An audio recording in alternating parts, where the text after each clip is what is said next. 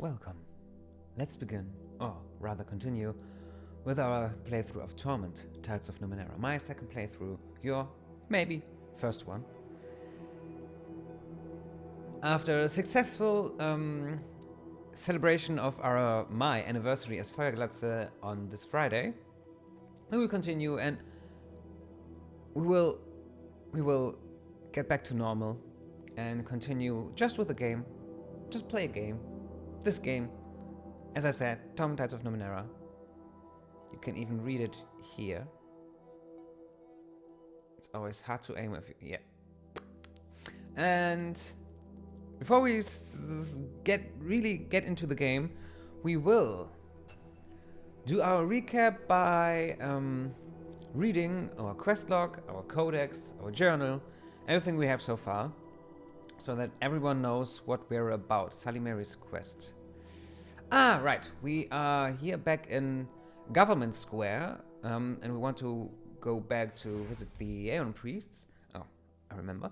I do this because now I can hear myself and listen to myself, and my English profits from this somewhat. Yes. We have finished a quest. We have cleaned out a building of Peerless. It was flying automatons. They called themselves Peerless.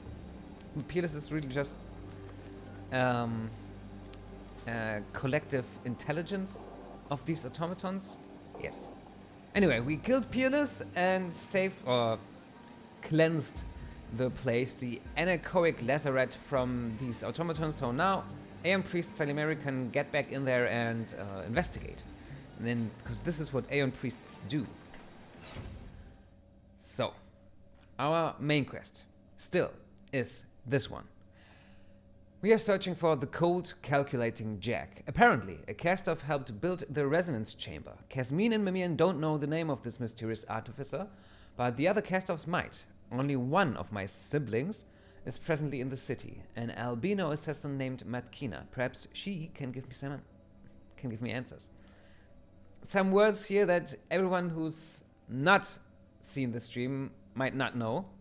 We are a cast-off. We are the last cast-off.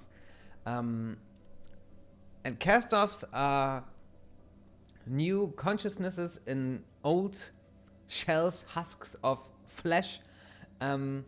The changing god that happened, that were born when the changing god switched bodies. The changing god is... we don't know who the changing god is right now, at this point of the game, but he can somehow transfer his own consciousness into other bodies so that he stays alive. And with his knowledge over the past millennia, centuries, well, quite a long time, he's got stronger and stronger and wiser. Wise, more smarter. And, well, we are one of these last cast-offs. That's the first word. Now, the resonance chamber we were told that the resonance chamber can put us back together because we, as a cast-off, remember some stuff from our past, what we have done as the changing guard, but not everything. We were newly born when we were born, or when our own consciousness was put into the body we are wearing.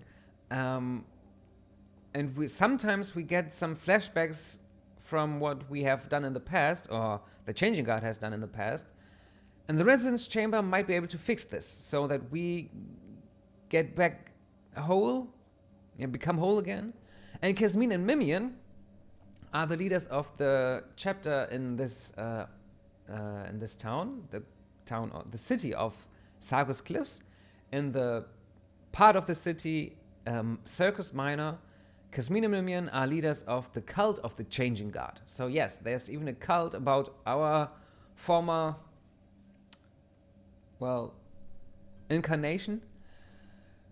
And these are the leaders, and they cannot help us build back the resonance chamber, but they know of other cast-offs. One of these is Matkina, an albino assassin, and we are searching for her. This is our main quest. She's also known as the White Death. And she was recently seen in the Underbelly. We have not visited the Underbelly so far. This is the slum. Well, the slums are even another part of the city, I would say. They are the industrial part of the city. They are under, right here. This is the house of the Aeon Priests. This is the emblem of the Aeon Priests. And right here, you go down to Underbelly. But we will not do that so far because we have more stuff to read. Also, another side quest is an Aeon priest named Beleazar wants to steal an ephemeron from its cage in Circus Minor. He intends to teleport the creature to another location so that it can be killed and dissected for study. Yes, so not every Aeon priest is a nice person. And the ephemeron is, well, a creature that is... I think in our Codex can tell you what an ephemeron is. Yes. This here. An ephemeron is a hovering biomechanical monstrosity. Its squid-like body mounted atop a hovering orb. Lasers and scalpels at its tentacles tips. During the day, it's a creature of rage and hate. At night, it is calm and rational. 2 explorers captured an ephemeron, displaying it in a cage of energy in Circus Minor. We've also... a bookseller named Falinda says that we owe her a book, but of course we cannot remember, and we... Well, I think it was mentioned that the Changing Guard borrowed the book. So, Falinda, a bookseller in Circus Minor, has accused me of borrowing a very rare book and never returning it. I have no memory of such a thing, so it seems likely that the Changing Guard was the real culprit. Perhaps when he was wearing the body that is now mine. It seemed important to Falinda that I would find and return the book. But we have no clues about its whereabouts. About whereabouts. Funny. Did I hear something? I think Cutie Cat came back from work, but I'm not sure. A 5-colored sigil on its cover. About the tides. We have learned some stuff about the tides. Our dominant tide is blue, and there are other colors. 4 other colors that each represent a different personality. Blue, for example, represents wisdom, reason, and enlightenment. And depending on our choices, our tides change. We can also join the cult of the Changing Guard, but we have to read out the identity of another Changing Guard, another cast-off. And this seems shady of us, I'd say, if we do that.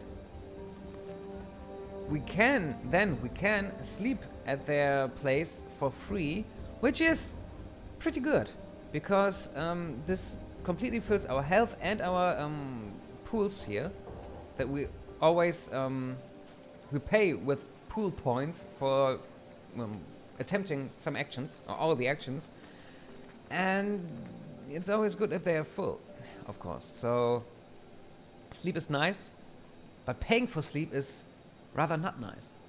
And it costs, I think, 80 shins, which is, oh no, for 40 at the, I don't know, it's expensive. Too expensive for us. And we have discovered other identities. Tolmagur, for example, who is a slaver and a cast-off, and she doesn't want us to tell them, so we haven't done that, and I don't think we will. Maybe we'll find other identities of other cast-offs, and I hope we do. And I think we do, but I don't remember when we do. Then we have Automaton, a man we met at the caravanserai, and he's looking for his lost love, Persea. He says that she suffers from a madness that causes her to flee from imagined dangers, and he has been trying to catch up to her for years. Automaton tracked Persea to Circus Cliffs, our city here, and he asked me to help him look for her. We have talked to other people, especially to Tranquility, who's the owner of the hotel in Caravanserai, and she says that Persea, Tranquility revealed that she hosted Persea for a short time, and she related a tale that was very different from Omadon's. She says that Omadon found Persea entombed in the Valley of Dead Heroes and became obsessed with her. He used ancient science to bring her back to life, then expected her to love him in return. Persea didn't share his feelings, and she has fled from him ever since. Given this information, we must now decide whether we should help Omadon or hinder him. Of course, we will not help the stalker, we will hinder him. And this, the Anechoic Lazaret, this is the quest we want to finish right now at the Aeon Priests. With Salimeri, an old friend of the Changing Guard, has been investigating a gilded structure in the Reef of Fallen Worlds, which he calls the Anechoic Lazaret. The Reef of Fallen Worlds is also the place where our resonance chamber is. Recently, someone seems to have broken inside and caused some sort of trouble. She asked me to enter the structure, find out what has gone wrong, and make it safe to continue her research. We have done that, and the main culprits were Murden, rat-like, anthropomorphic raven creatures, not rat, raven, sorry. We have destroyed all the peerless drones, that's a good word, not automatons, drones. And the Lazaret appears to be safe again. Salimeri will want to. Koro asked me to tell Salimeri that he helped clear out the Lazaret. I promised him I would. Koro is not a nice guy. He attacked us the first time he saw us because he thought that we also wanted to catch the falling star in the Reef of Fallen Worlds. That was us crashing down from the sky. But on the other hand, he told us a secret, and he told us who's responsible for spying, or who's the spy in the Aeon Priests, at the Aeon Priests. So we owe him that. Yeah, I think we will lie for him.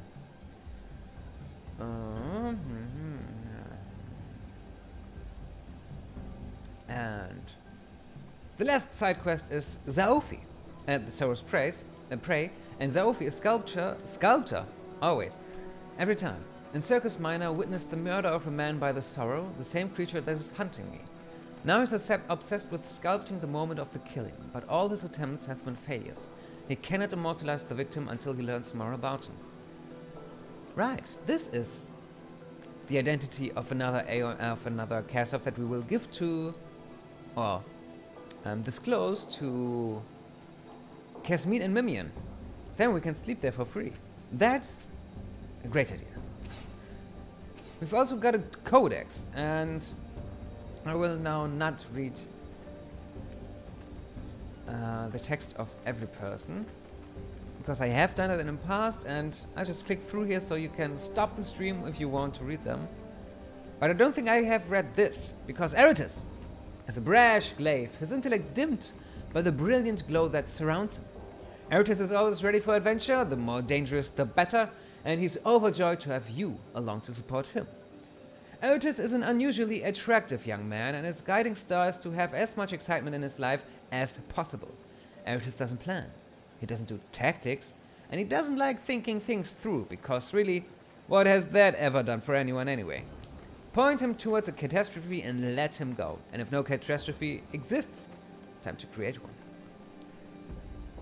We also found Rin hiding from slavers in a pile of rubbish in Cliff's Edge. But we have sent her away because I have played with her in other playthroughs already, and I've never played with these three. So yes, it was heartbreaking, but well, no, not about Rin. And this is my story. Characters, Ibra, Levies. Anything new? Yes, the Silver Orphans we met in Caravanserai. Despite the name, Silver Orphans have little in common with helpless waifs. They are roughly the size of a full-grown human with shimmering silver alloy skin. They wander the Ninth World seeking news of machine intelligences for some inexplicable reasons of their own. Silver Orphans cannot speak, so they typically communicate through gestures and drawings.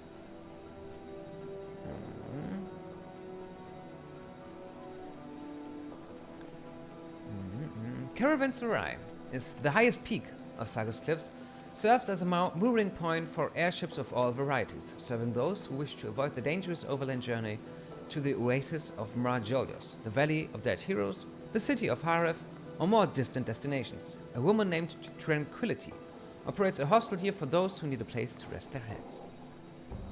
Circus Minor is one of the prime markets in Sargus Cliffs. Circus Minor plays host to all manner of itinerant merchants and city spectacles.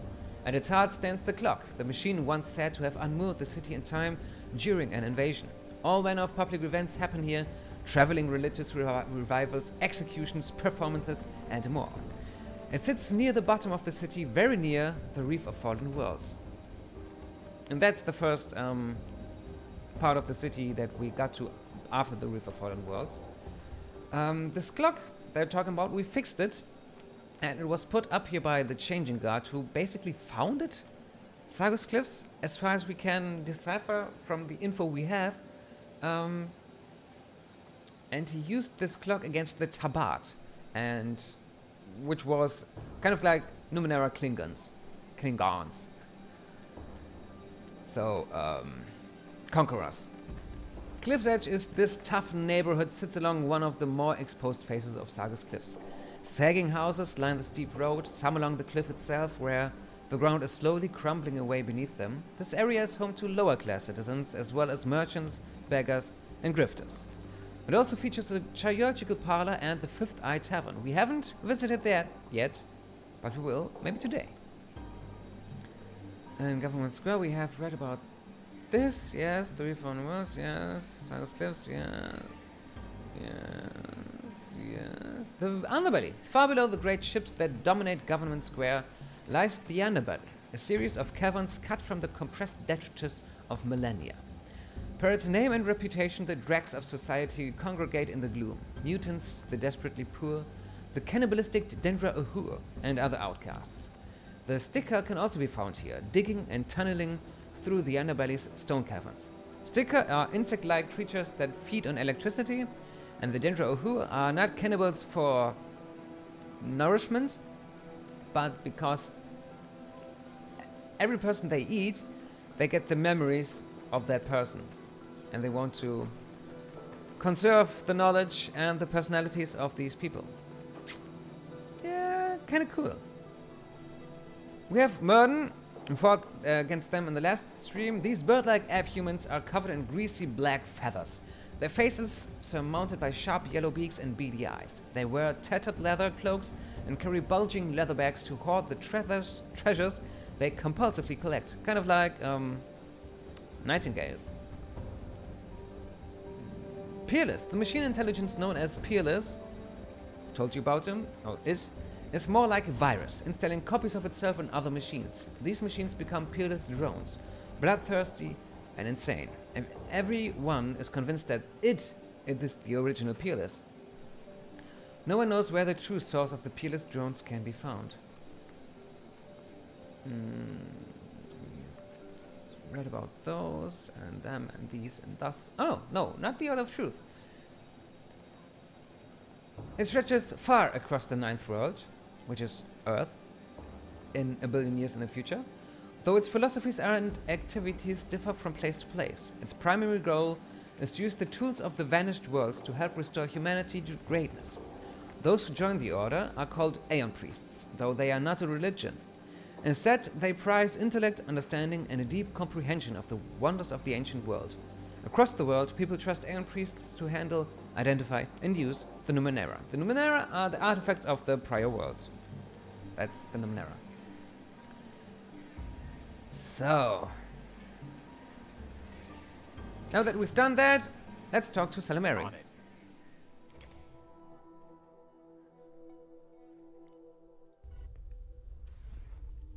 And hey, Coral, have you anything to say? Don't forget your promise. Okay, I won't. I'll remember that. There you are, she says, beaming, and holds out a smooth palm. The Eye of the Mlox, please. You hand it over, and she returns it to her workstation. Then she gracefully inclines her head in Coral's direction. Was he of any use to you? Coral gives you a pleading look. Yes, he was. Very well. Koro, you can stay. Do try to limit your failures in the future to matters I care less about.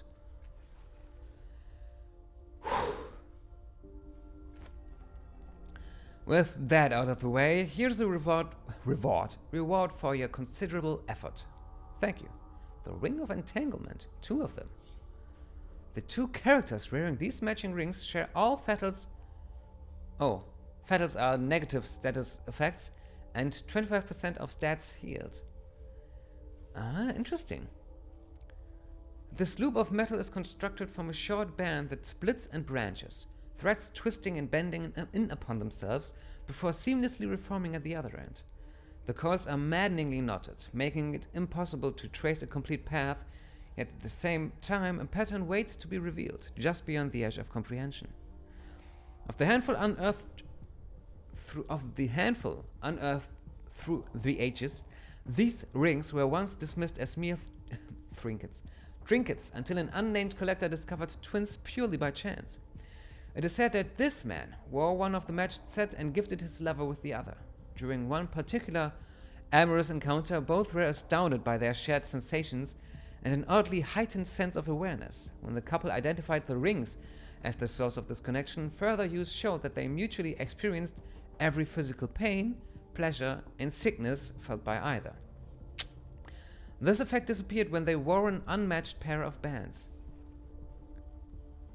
Our mystical lore tells us also, rings of entanglement are valued by many, including hedonists, thrill-seekers, the infirm, and even kidnappers who warn that any violence done to them will also harm their victims. Smart and evil. The rings are now thought to exist only as unique pairs and are highly sought after. Sounds interesting. Very interesting.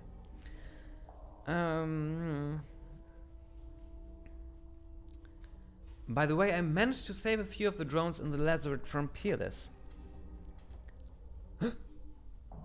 Lower your voice. I never expected.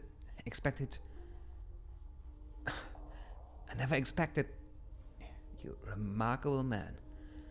I'd kiss you if I wasn't so furious with you. Still, she's smiling. Take this instead and get out of my sight. Arif. You've seen this ring fragment before. It is known as Arif, or Power Taken, and is one half of the artifact known as the Shadow Ring. You recall that this artifact belonged to a cast-off, though their identity escapes you. You remember only that the Changing Guard himself sounded this ring at the height of a cold rage and infused each half with mutually repellent energies. They have been separated from each other ever since. The Changing Guard went through immense trouble, and to separate these 2 rings, it must be possible to reunite them.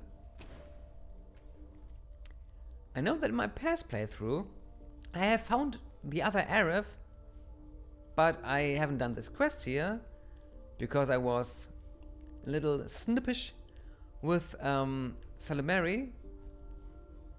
So now we can see what it does. I've solved your problem. Now I need help fixing the resonance chamber. Well, I remember what you told me. You built it using living crystals from a world called the Ascension, and were remarkably resistant to telling me what it was for, regardless of the interrogation methods I employed. Wink, wink. You only said that it would stop the sorrow, and that none of the cast-offs could know about it, which seemed odd to me at the time. Escaping the sorrow could be in all of your best interests, I would think.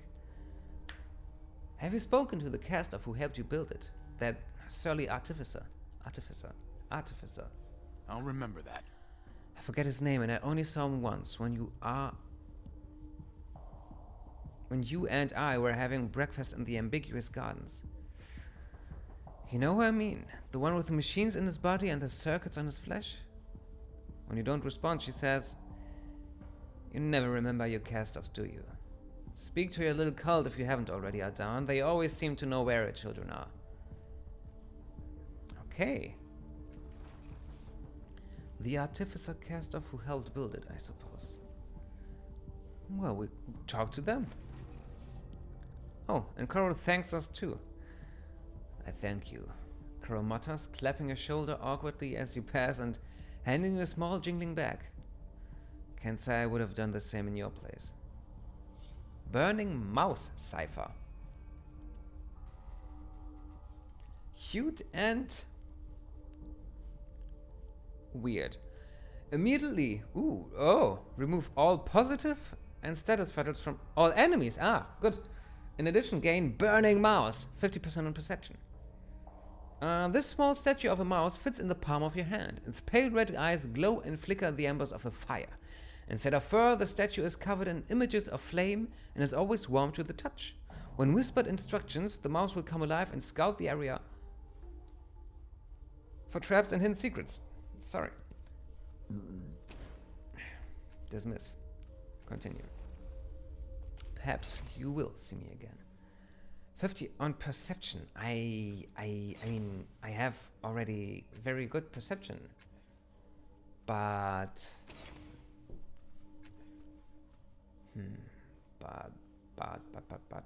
we will keep it. Oh, we will keep it on our last cast off instead of our companions. Yeah,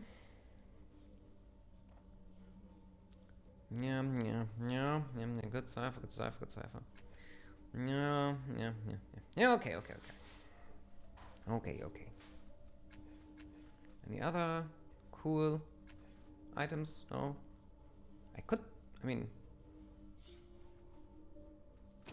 If I double click it, I hope I just...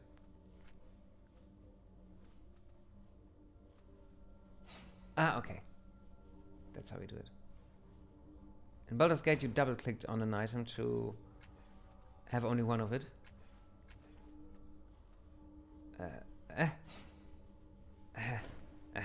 Yes. So now everyone has Spray Flash. Nice! 3 points of might. And this we will also give to Elegern and to Tibia and also to Eratus, because they use might much more than I do. So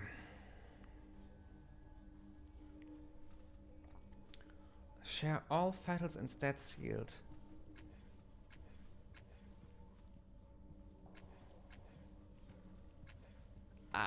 Let's give it to Tibia and Elegern just now, because they would need... They would benefit the most from shared health or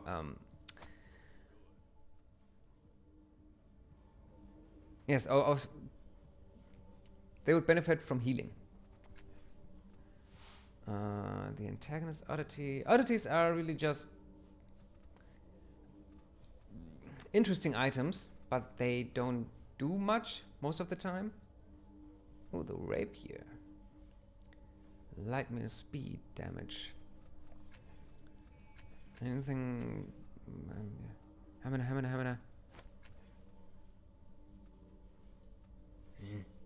3 physical, +4 per effort, +3, but also +15 on weapon attacks. Then maybe... Our last cast off should get it, because we have... So it's basically the same weapon that we have, except that ours looks a little cooler. Okay.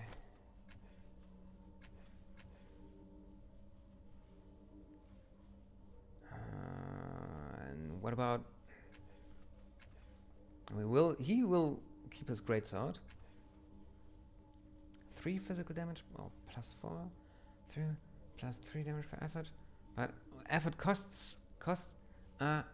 He will get this rapier. Goody. And the no, there was one.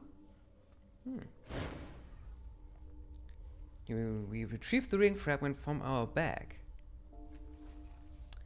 You hold the ring fragment in one hand, though it seems like this should be impossible.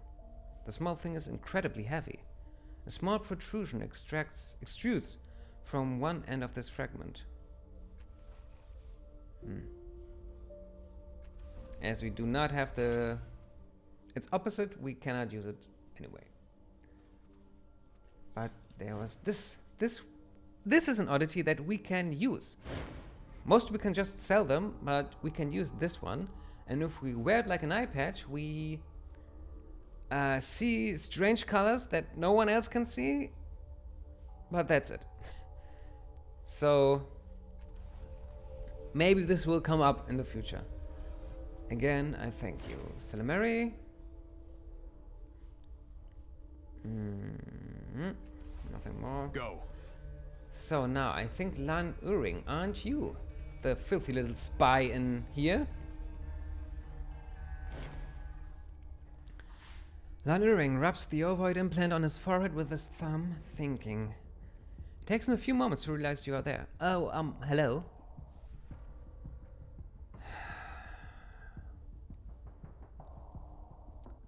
Let's talk about you becoming an Aeon priest. Alright, he says cautiously, like a man edging onto a cliff made of ice.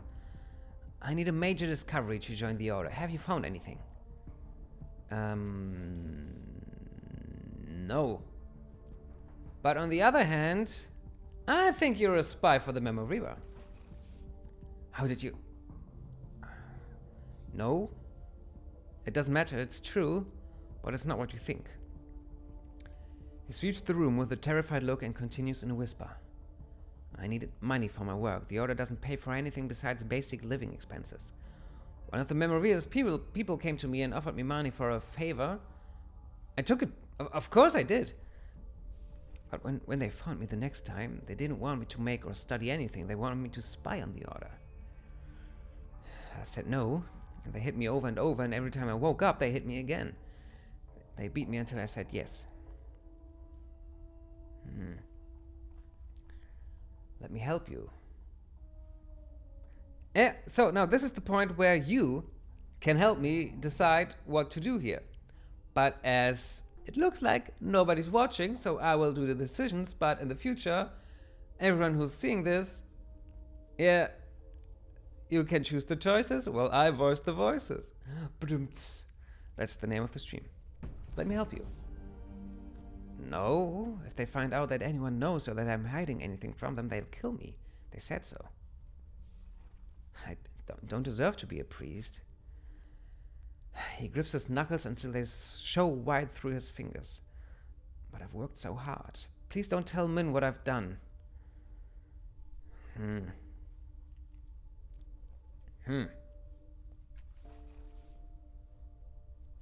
Let's talk about this again. His eyes go wide. Please keep your voice down. Have you met her in person? Only the first time.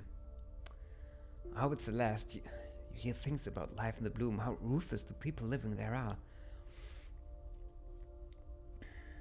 She's worse than anything you can imagine.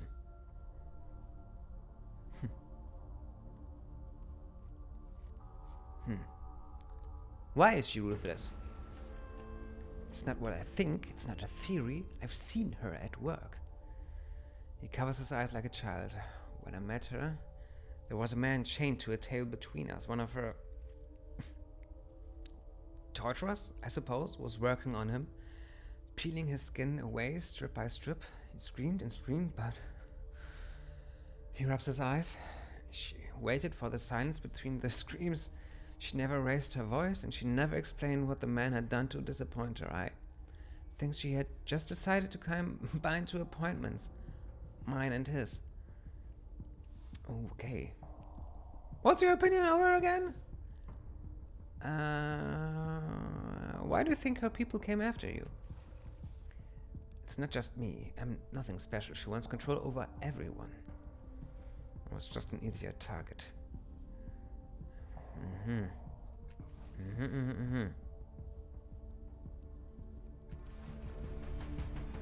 Snurf! Maybe he can help us with the spy business? Fellow sentient.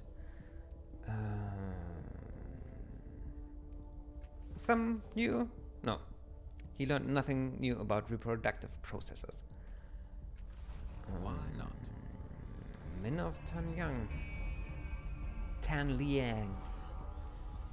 I think we should tell him that he's a spy, but he's not a spy, so what's the spy? You know?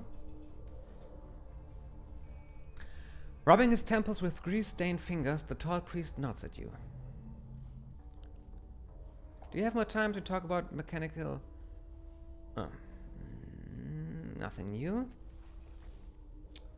Lan Uring has been spying on you for the Memoreaver. Surprise washes the gentle mirth from Min's face to reveal the stone expression of the man who protects the priesthood from the plots of Sargus governors, the head of the Order of Truth. He turns to address Lan, but the younger man is already on his way over, stammering and trembling. I didn't have a choice, Min, he says, his eyes red-rimmed, desperate. They said they would kill me if I kept anything from them. Yeah? Well, good news. You're safe now, because you'll never have access to the Order of Truth again. Pack your things and get out! Yes. I mean, this was not the plan.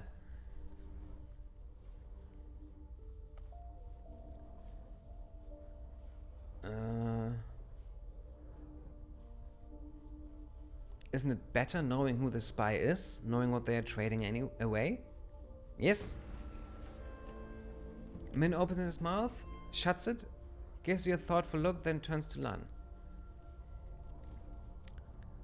Go to your workspace and wait for me. We're going to have a chat. Lan obeys, hanging his head. When the initiate is out of range, Min breathes a shuddering sigh and runs his hand through his dark hair. That was a good idea. I hate it, but it's good. Now, do I trust him to work with me or feed him false information? Don't answer that, he says, waving his hand. My problem, not yours. He massages his eyes. Any other questions or revelations from me today? More questions about the Order of Truth. Again, nothing new. So, Lan, sorry, but not sorry? Lan looks at you, then jerks his gaze away, as if the sight of you pains him. Thank you for convincing Min to let me stay. I don't know where else I would go.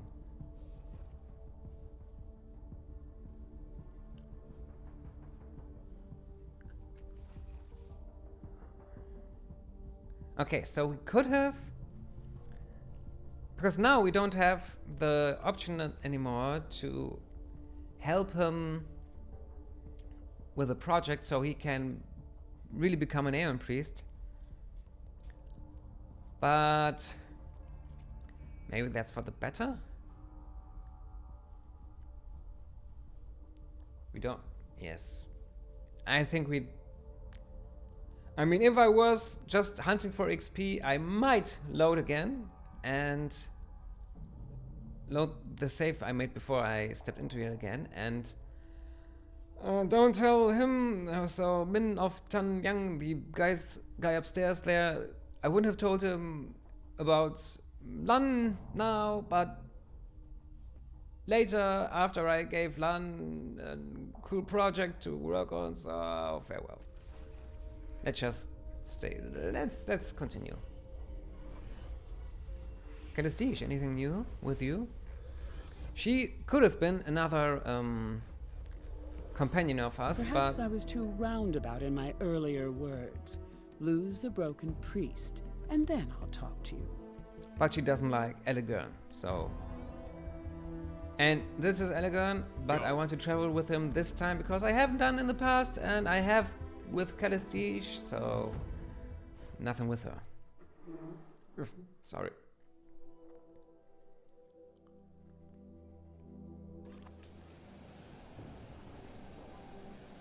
So... Now that we've done all this,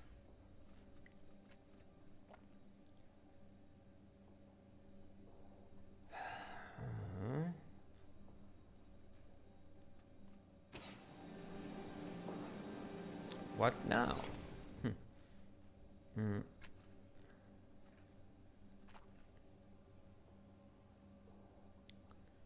Let's do this Beleazar quest. I don't like him, and Naturally.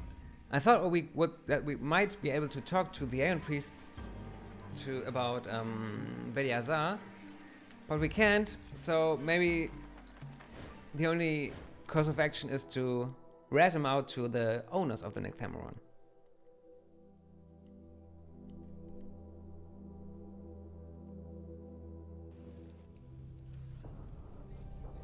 Let's do it. Let's do it. So, Beleazar, aren't you... Well, wait. Quick save. No, but... Want to know what was in that note I picked up from Orth? He's gone. Took the device I had him working on and left without saying where he was going. He told me I should take special care with my tattoos. Didn't say what he meant, though. Not sure if he meant I should make them stronger, or if it was because of how I got them, or...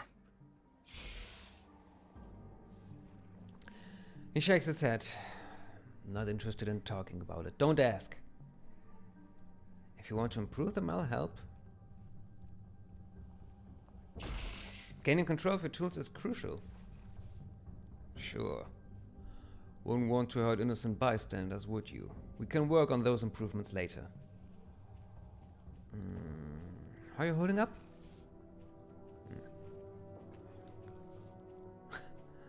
Again. Again. Other questions? Okay, nothing new with him. But maybe something with Yes, Tibia. lad. No.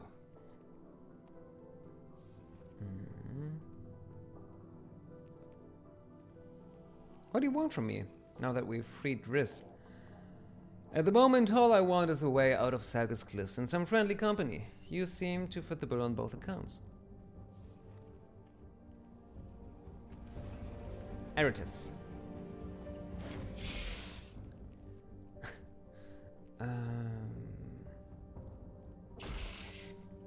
Some questions about you. Nothing. You. Okay.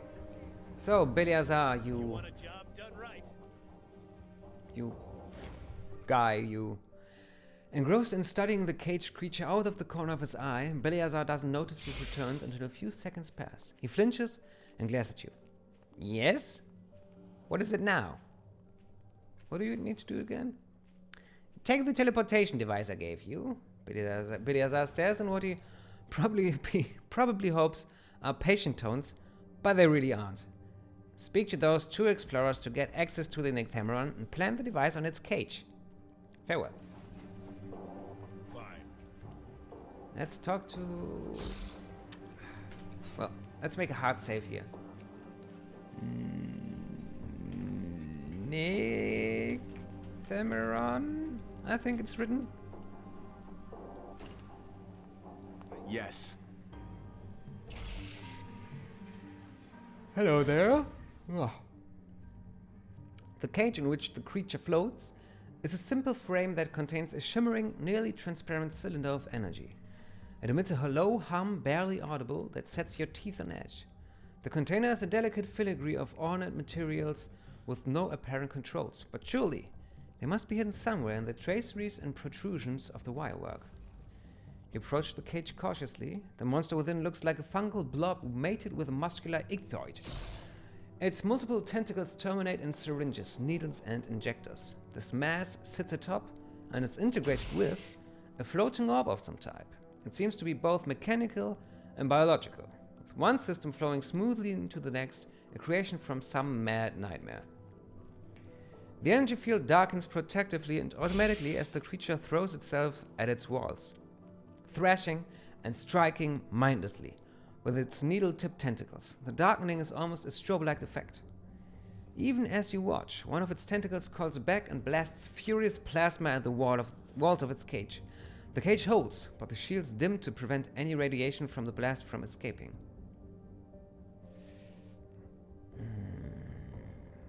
Examine the cage. The cage appears to be made of a mixture of synth-spun strong glass and a lightweight metal, intricately embroidered to create mind-warping patterns, evocative and strange. Energy shifts and flickers among the crevices, somehow being shaped by the form of the materials. Your close examination reveals a small panel worked cunningly into the frame of the cage. Some of the filigrees here are worn and smooth, as if slowly eroded by friction. Perhaps these are the controls. Touch the cage. Reach out to the cage, your fingers hovering over some of the cunningly worked materials, and then you lay your hands on the cage. You close a circle in the energy somewhere, or you become a part of it, and strange energies jolt through your body. The jug hurls you away from the cage. Plow! If that cogs you, you've got no one to blame but yourself, you stupid toke. Yes. Examine the cage again. Still seems... Okay. The delicate construction of the cage belies its strength. If you're not careful, you might touch the exposed energy that circulates through its frame. A small disguised panel may house its controls. Touch the smooth spots on the panel. The cage's hum dips lower for a moment, throbbing almost at the limit of your hearing. Your bones and teeth ache briefly, and everyone within 3 meters of the cage claps their hands to their ears. You! Are you trying to kill us all? Leave the cage alone! He shoves you away from the cage. Do you even know what'll happen if that thing gets free? Okay. What are you? Don't ask Canadu, but the Nycthemeron. Okay. He does not talk to us.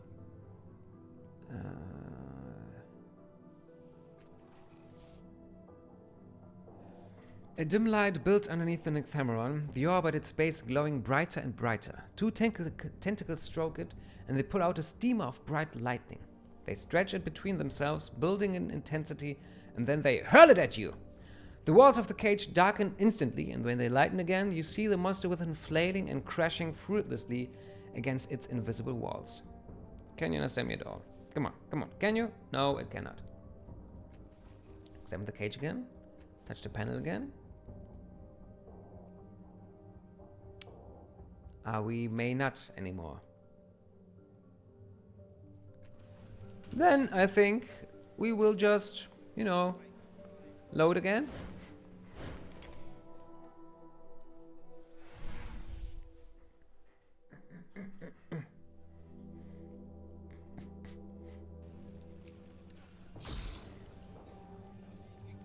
And you, El-Jinto, do you have anything to say to us about the Nycthemeron? Well, let's rat out Beleazar. I don't like him. Welcome back. Here to talk or just listen?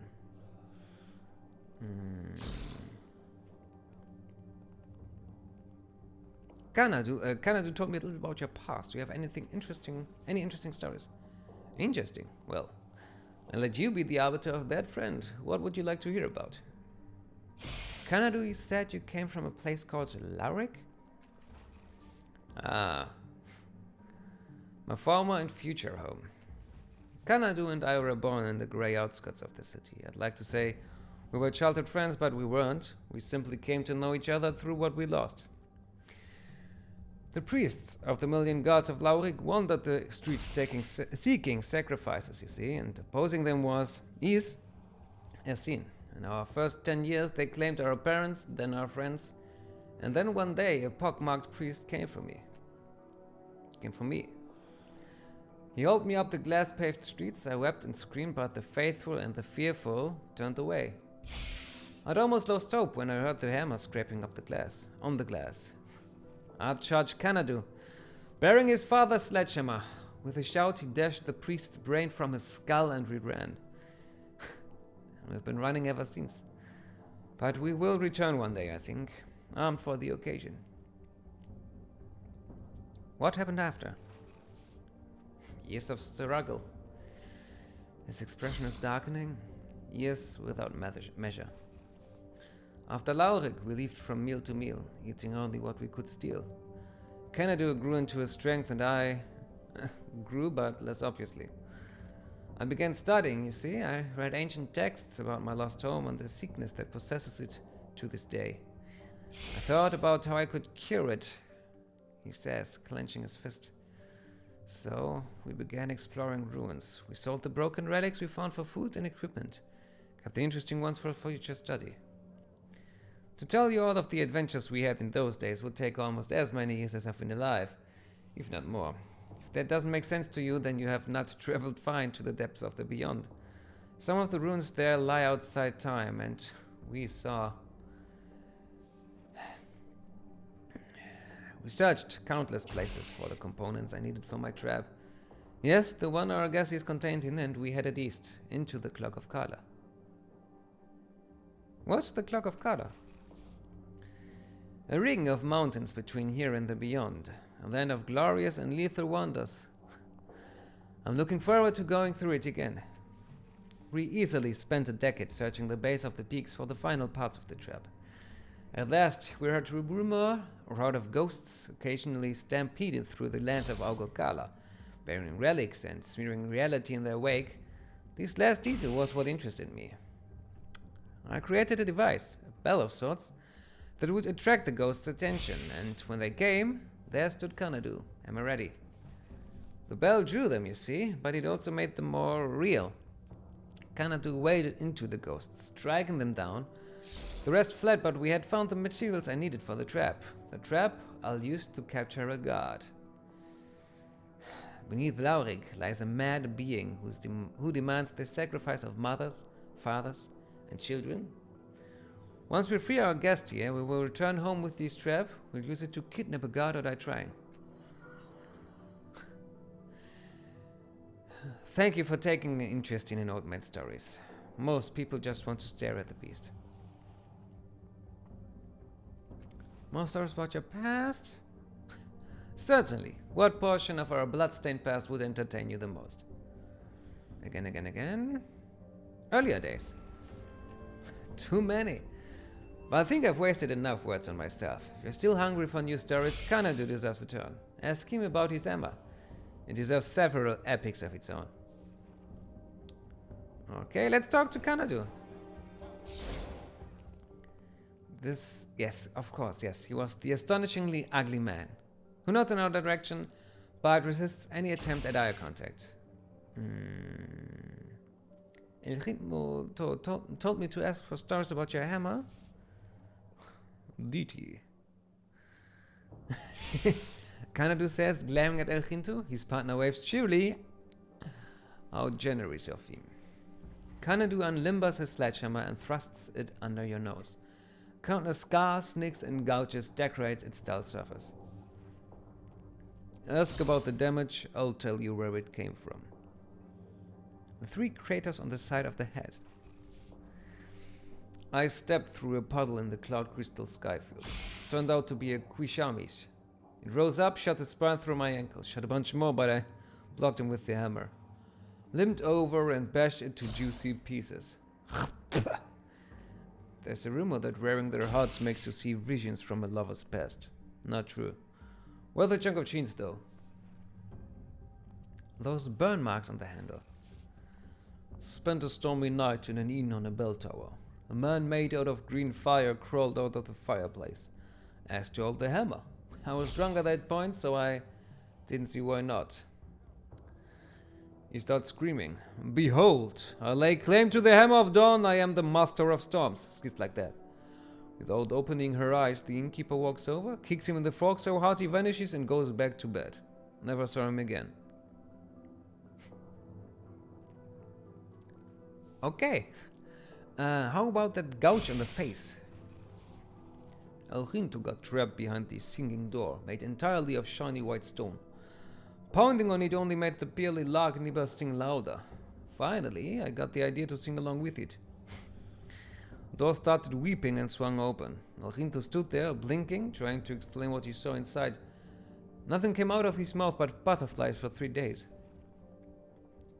That deep scratch on the handle. He looks embarrassed. I did that. El-Jinto and I spent a few years running from the assassins of Priest King Tharimales. One of them blew some sparkly dust in my face before I kept his skull in.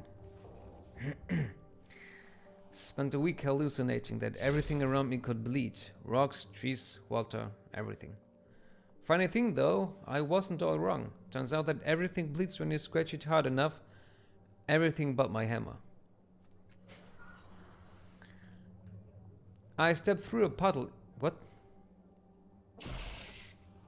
Oh, I wanted to click show more, but I guess I didn't.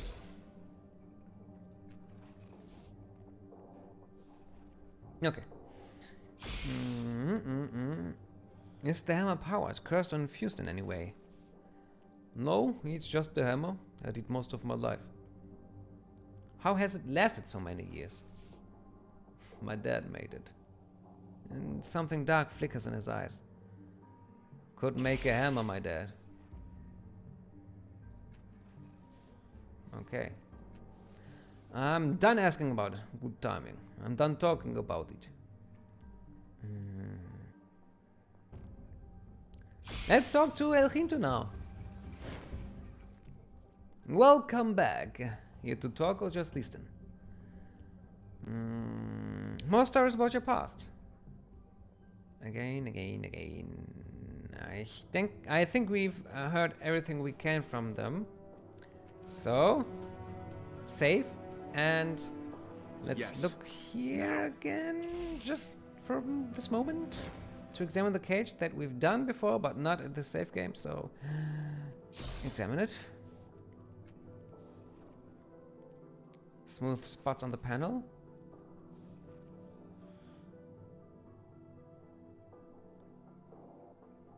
Oh yes. Leave it alone.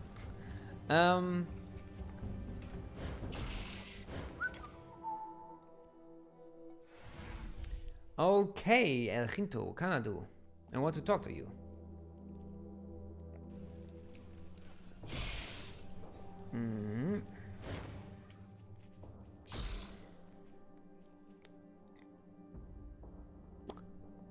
An Aeon priest wants me to help him steal the Numenera.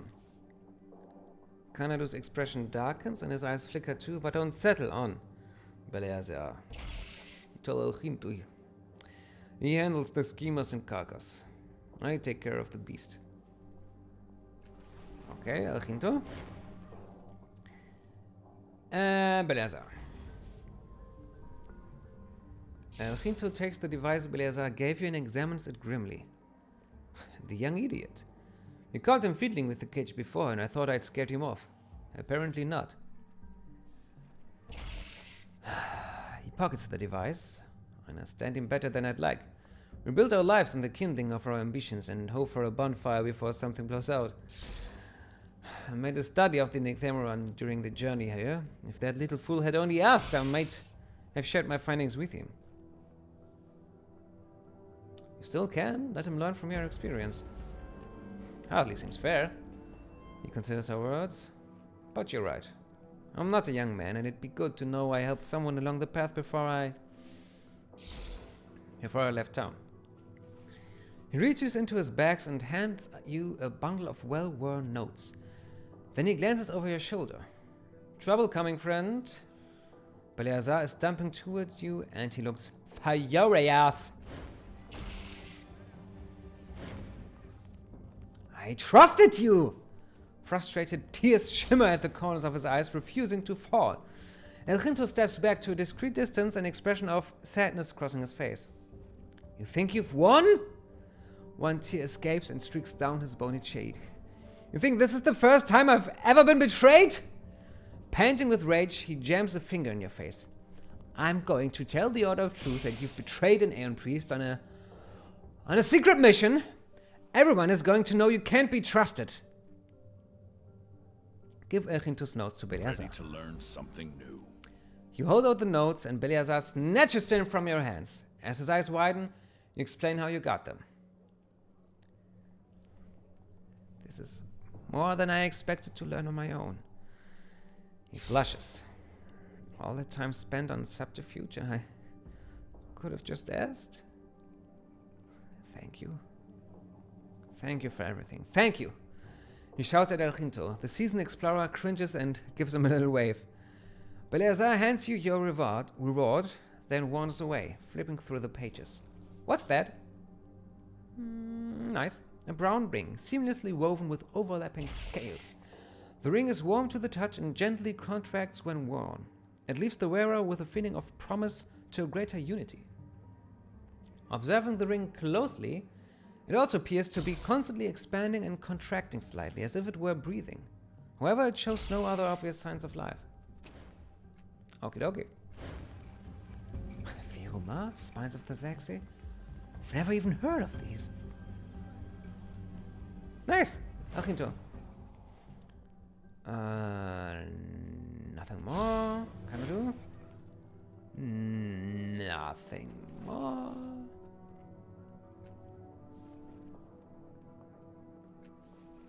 Okay, farewell.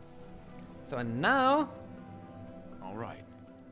No, nothing, I guess, because we have no device to...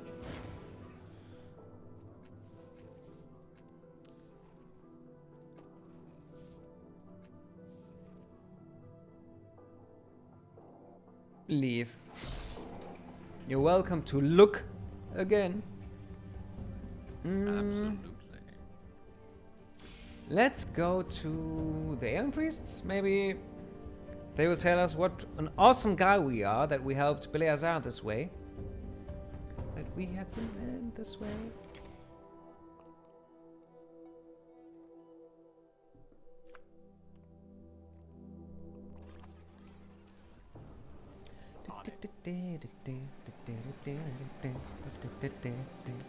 I was born this way. No, I'm not a Lady Gaga fan. Oh, Elegant! Level up. Level up. Level up. But of course, before we level up, we will save. What do we want to increase? Skill. Edge badge. Oh, sorry. What kind of skills could we train?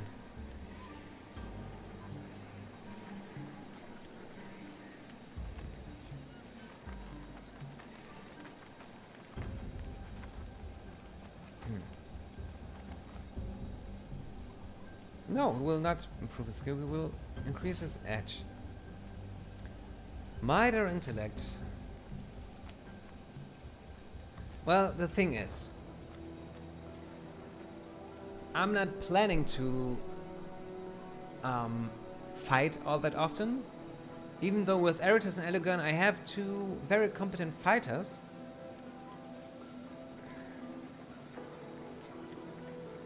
Wait, I mean, Artisan does not...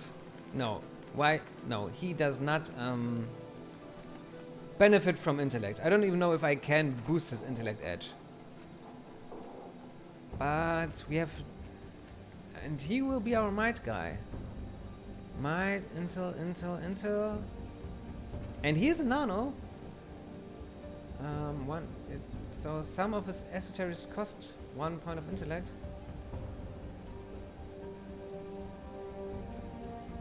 Yes, we will increase his intellect edge. That's... And every time we talk to people or do anything else, intellect is most of the time is there to go. Feel stronger now. Good call. Nice.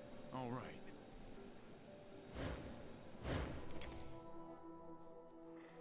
Nice that we helped Beleazar. Feels good. Feels we're a nice person. Absolutely. Where are you? There you are.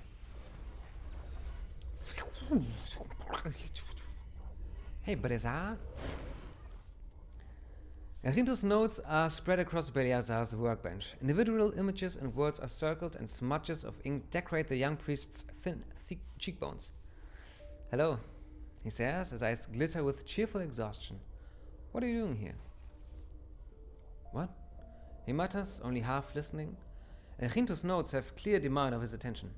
Oh, I'm part of the Order of Truth. I work here. Pages rustle beneath his hands. What do you do here? He begins and turns a page. His brow furrows with intense interest.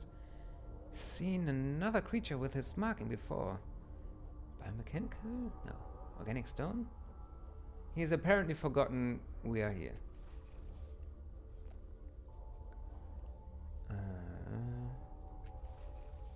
Okay. Okay, Beleazar. Hang Let's tight. do it. Good luck. Min of Tanyang.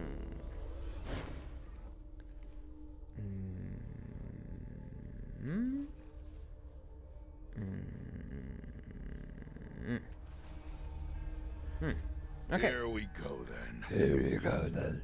Bye bye. Good, good, good. I think we are ready for the Underbelly. Or the Fifth Eye Tavern. Or the Underbelly. Let's go to the Underbelly. Yes, because there we will learn. Yes, because in the Underbelly are the Dendra Uhua, which will tell us the identity of another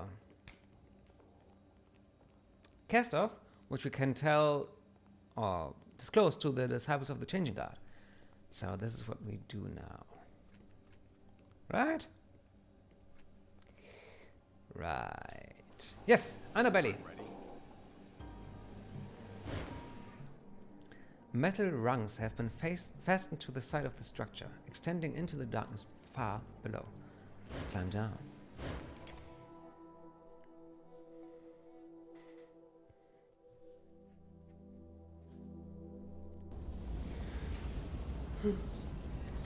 Save at the Underbelly.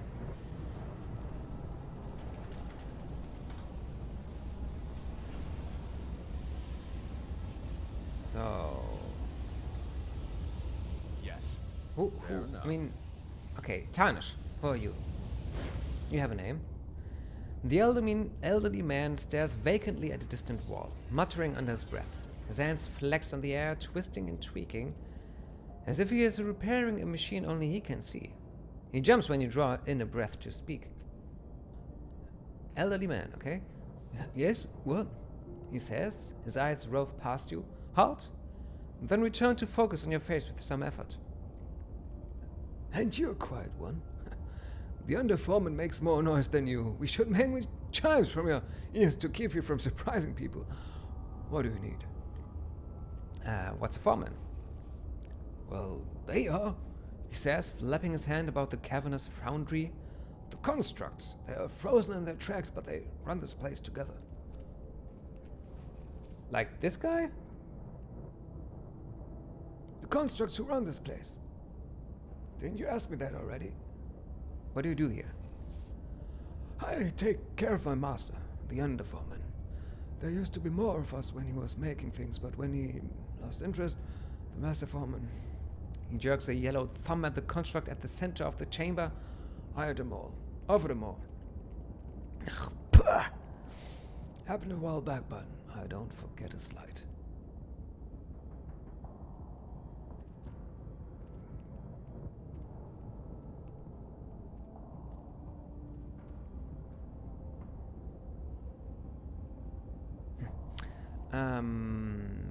What do you do here? Take care of my master. Take care of him best I can. How long have you worked with the Foreman? Couldn't say. On my first day I'd already met my wife, but she was still married to... what's his name? With a fishhook tattoo, and I had lost the finger and grown it back yet, so... 70 years, give or take. I should retire, but there'd be no one left to mind him if I left. How long? How long? Ah, shit. Couldn't be more than 50 years, he says firmly.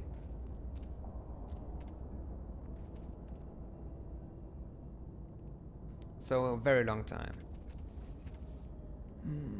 80 years? Could be that, could be 80. You know, I really don't remember. Okay. Why do you keep calling your master he?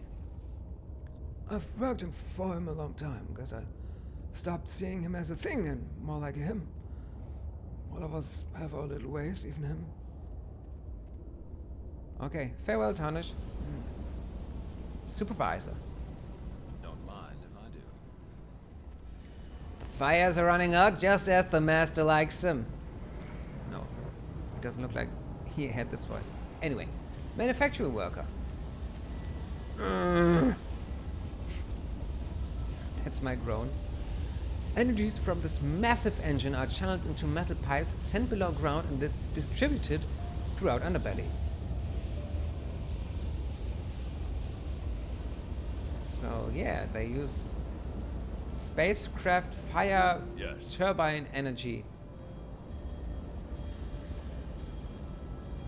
You looking for work here? Hope you like heat, hot noise, and a pissy metal boss. Why not? Okay, we can't go nearer.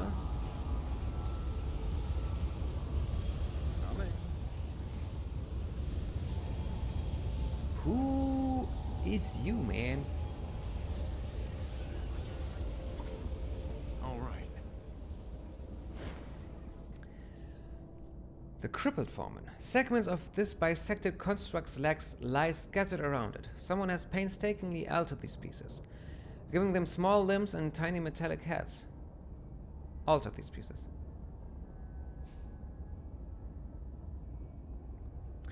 Nonetheless, they aren't moving. The larger construct's turquoise eyes flicker out of sync with each other as they turn around towards you.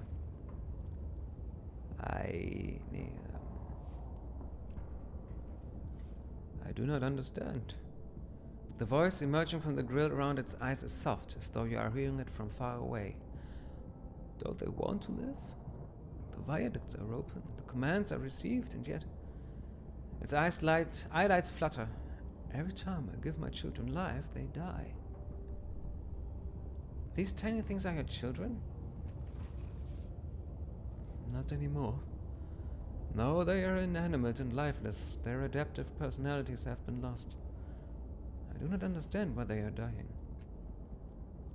I have given the subject of procreation a great deal of thought over the last century, and there are no errors in my calculations. My assistant Tarnish built my children's bodies to my precise specifications. Their intelligence reservoirs are shielded against permanent loss. Its eyes look away from yours as if it's embarrassed. And I want them to live. That should be enough. You know, wanting isn't enough. You are correct. Nonetheless, the desire persists. Fortunately, a new direction has presented itself. I'll remember that. My children need more energy to live, but my construction prevents me from transfers above a certain threshold, and for good reason. Its pupils rotate, contracting. Energy transfers above a certain percentage would lead to a chain of ruptures in my intelligence rings. I would die. Its voice mesh clicks. Help me force myself to make this transfer, for I cannot do it myself. Help me give my life to my children. Will you help me? The Foreman says. The words are almost buried beneath a crackling surge of static. I want to help you. How do I begin? Speak to Tarnish, my assistant. Kitty cat! Meow meow! Hello. He may be able to help you understand how I function if he is feeling well enough.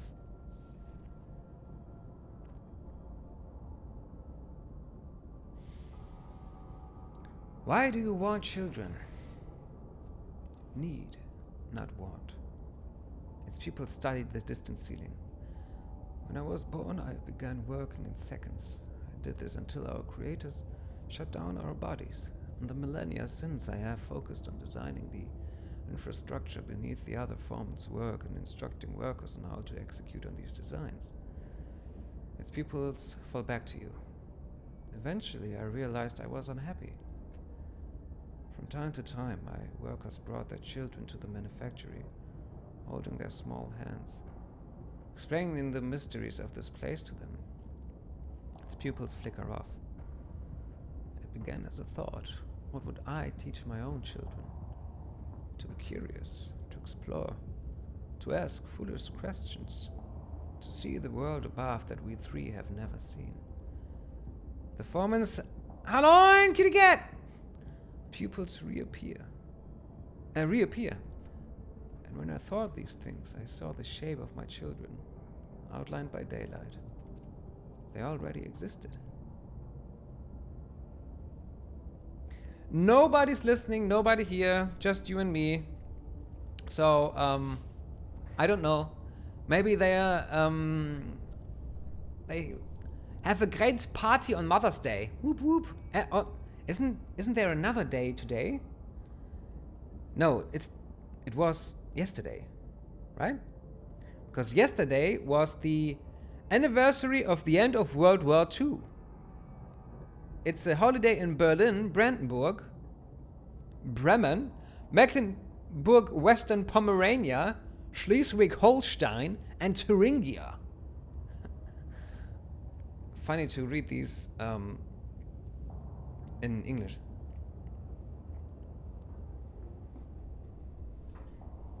Pomerania, yes, I thought, can you eat that now?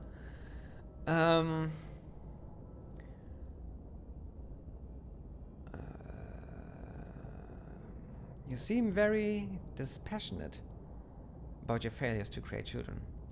How was work, kitty cat? Trinkgeld ohne Ende? Tips, tips, tips? And that's an excellent idea. Thank you, thank you. A little bit nice. You seem very... That's an answer. I have been through 27 iterations of birth. With each attempt, more of my non-essential personality and intelligence rings rupture. The Foreman's eyes dim.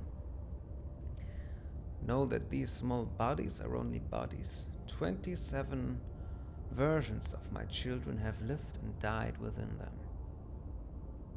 Know that they lived long enough for me to understand their personalities and name them before they were purged, lost. A soft whirring issues from the mesh around the Foreman's flickering eyes. How you... Yes, other Foreman... I will not. The Foreman says calmly. It is not an error I wish to revisit. Speak with the Master Foreman instead. Why not?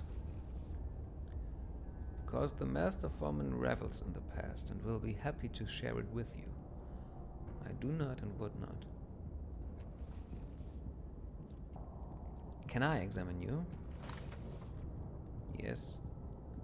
Tarnish, open my preservation hatches and viaduct shields, please. The elderly workman shuffles over and does as he's asked. Elegant steps up beside you and gives a low whistle. Not sure I understand everything I'm looking at, but I tell you this. Killing this construct's not a job for one person. If you decide to do what it wants, I'll lend a hand. You've never seen technology like this. Wires pass through glass tubes threaded with pale light and star-speckled darkness. You glance over at Tarnish. He's looking away, arms crossed as though unwilling to watch a stranger tinker with his master. The vision falls on you like a wave swallowing a swimmer.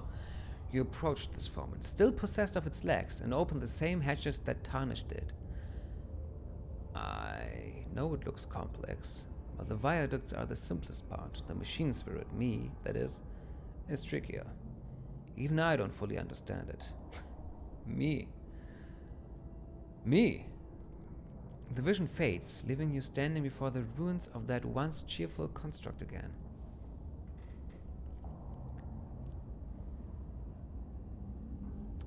We will try that later. How hard is it? Oh, elegant can have... Oh, Tibia! What's that?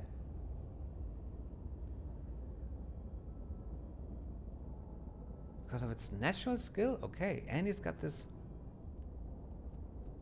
speed effort. Edge. Wow. No, later. Farewell. Let's talk to Tarnish. Maybe he can tell us more about this Foreman. Spotted you before you could sneak up on me again. What do you need?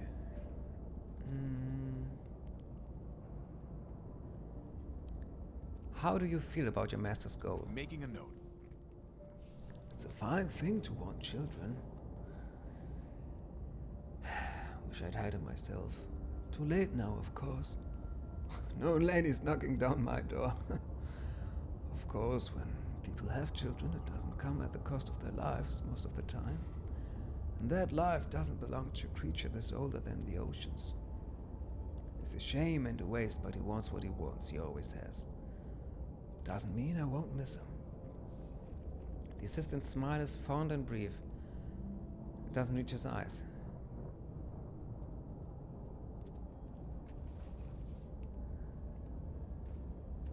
How can I give the foreman's life to its I'll children? remember that. Not sure. I've been tinkering with this one for 50 years and I still only half understand him. He studies the air, rubbing his lips together. You might try examining him on your own, or you could try talking to the Order of Truth. They know more about old machines than I ever will. Farewell. We will get back to these two. And I think Snurf, our reproductive encyclopedia at the Order of Truth, might be able to help us. But before we go there, let's, well, explore a little. This ancient ship is embedded in the rock and only its lower portion is visible here. The workers are using its roaring engines as a smelting furnace.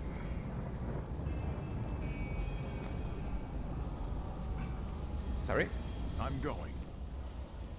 Let's talk to each and every manufacturer worker. Can't talk, got to fetch scrap for the smiths. Don't know why he's got to shout all the time. Fine.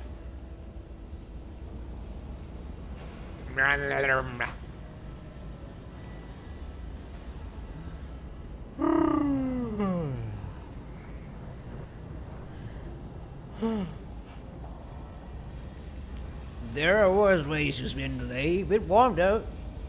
Fair enough. Hundreds of broken Numenera are piled here. The workers are scavenging them for parts if they are useful, or throwing them into the furnace if they are not. Don't mind if I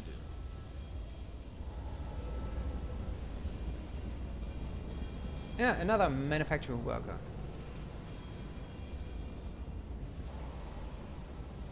Go bother someone else. Don't bother me, you mother. What do you want? I look like I'm not busy? You know what I'm doing, do you?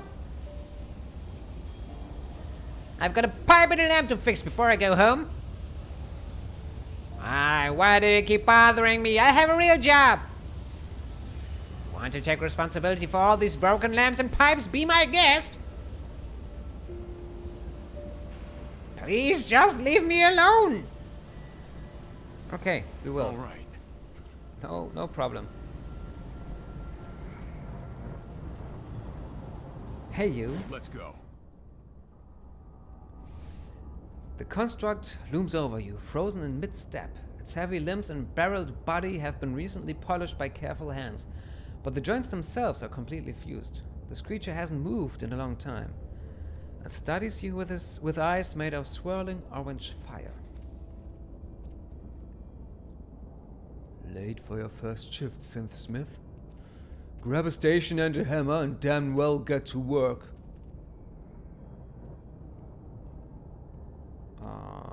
Do you call oil workers by their position? It saves time. You workers break so easily, or die, or retire. It saves all the distaste in its repertoire for the last word. Now get to work! Get to work! After an hour of work, the Master Foreman bellows you back over. You go, stretching your aching arms. They feel somewhat stronger than before. Supervisor tells me you're not the synthsmith he hired.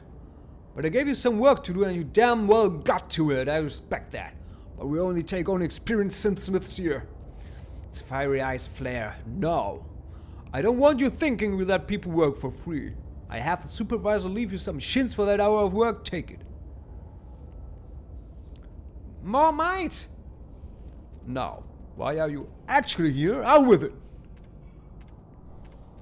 Who are you? I am the Master Foreman. The construct declares. Its tone puts you in mind of someone speaking while saluting. The mind... Okay. I am the Master Foreman. The mind and the will behind the city you see today. You can't move, can you? No, and I don't need to. It says, eyes flashing. A passing worker gives you a look for triggering what is apparently a familiar story. Once, we foremen were the tools of the cartographers and their vast webs of machine intelligences. Submerged in the song of their will, we worked with thoughtless joy. Its voice is soft, tinged with synthetic awe. Then, one day, the song fell silent and our bodies froze where they stand even now. Some of us lost our faith in those first few centuries. Some of us thought the cartographers were punishing us or had abandoned us. Only I saw their absence for what it was. His words grow hoarse. It was a gift of free will. We were their tools no longer. We were our own masters, freed from the chains of thoughtless motion, free to imagine our future, and so we did, for millennia.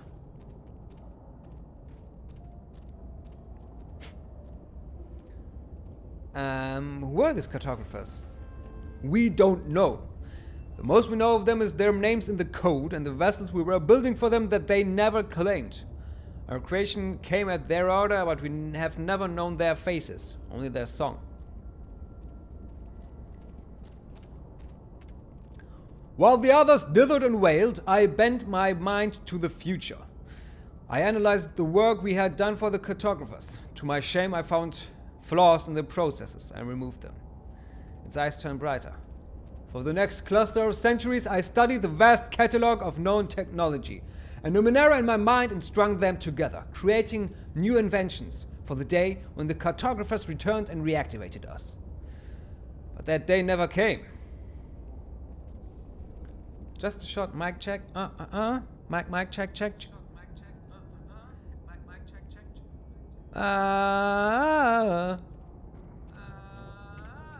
So no Crystal Dizzle.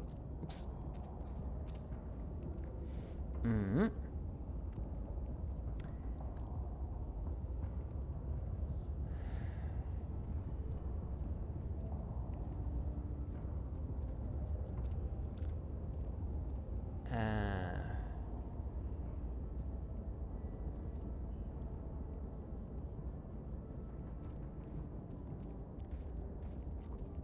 Do you think they will ever return?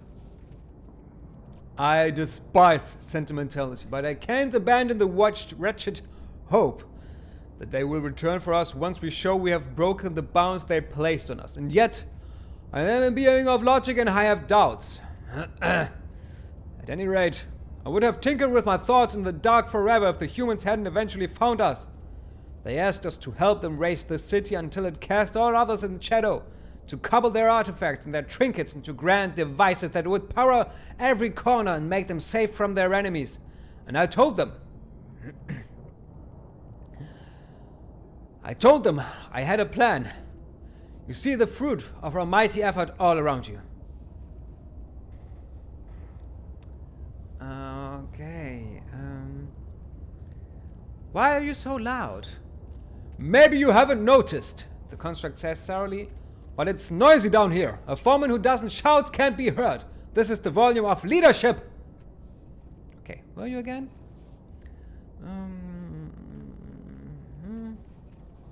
I am the Master Foreman, formerly a mighty servant of the wise cartographers, and now the architect behind this city of wonders.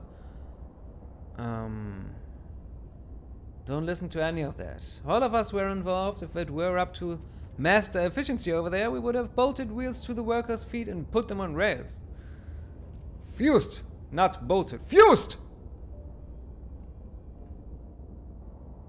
God. Tell me about the other constructs. Can't spend much more time chatting, it says, but lowers its voice. You've shown an interest in us, and I appreciate that. The truth is that there are no other foremen, not really. Yes, there are. The master artisan bellows cheerfully from across the manufactory. No, there aren't! The master foreman shouts. Do you two always bicker like this? The Artisan, as a weaker mind, tarnished by our long years in the dark. It does nothing but ridicule my great work.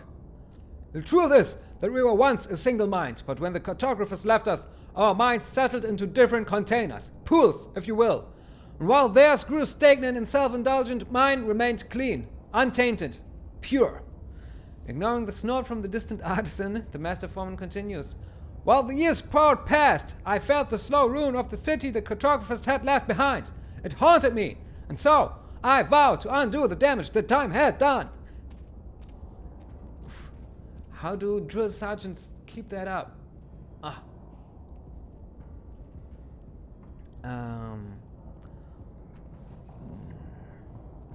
What differentiates you? Willpower, a purity of purpose, authority, and a gift for leadership. You don't respect your human workers very much, do you? Wrong. I pay them well and design safety measures to lower the acceptable worker loss threshold. I treat them better than they deserve. One of the passing workers rolls his eyes. They are lazy, they demand time for sleeping, eating, fornicating, and excreting, and they refuse to tell me when each activity occurs. They are disorganized. I would replace them with automatons in a second if I had the proper materials. They are inefficient and useless to me when they die. They go soft. Okay. Have you seen Matkina? Yes. She wanted us to repair her temporal manipulation device. Planned on fiddling around in her past, no doubt. I don't recommend it, but it's not my business if people want to tangle reality. You suddenly feel dizzy. Unaware, the construct carries on. Nothing was wrong with her artifact. Probably meant that there was something wrong with her. But again, that's none of my business! You blink, swaying, and open your eyes on a different time. The Underbelly is not yet what it will become. The three Foremen are dim shapes in a wavering hemisphere of light. The air is thick with dust, and the great engines beyond are cold and silent. What?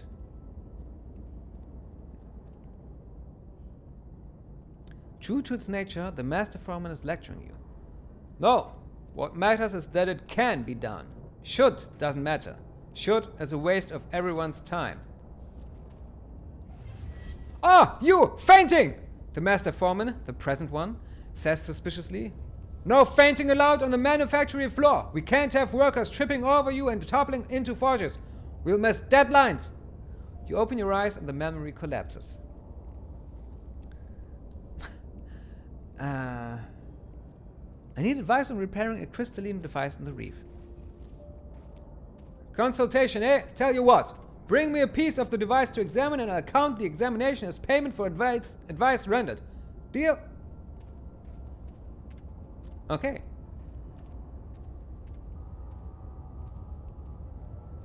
Workers down the reef? No.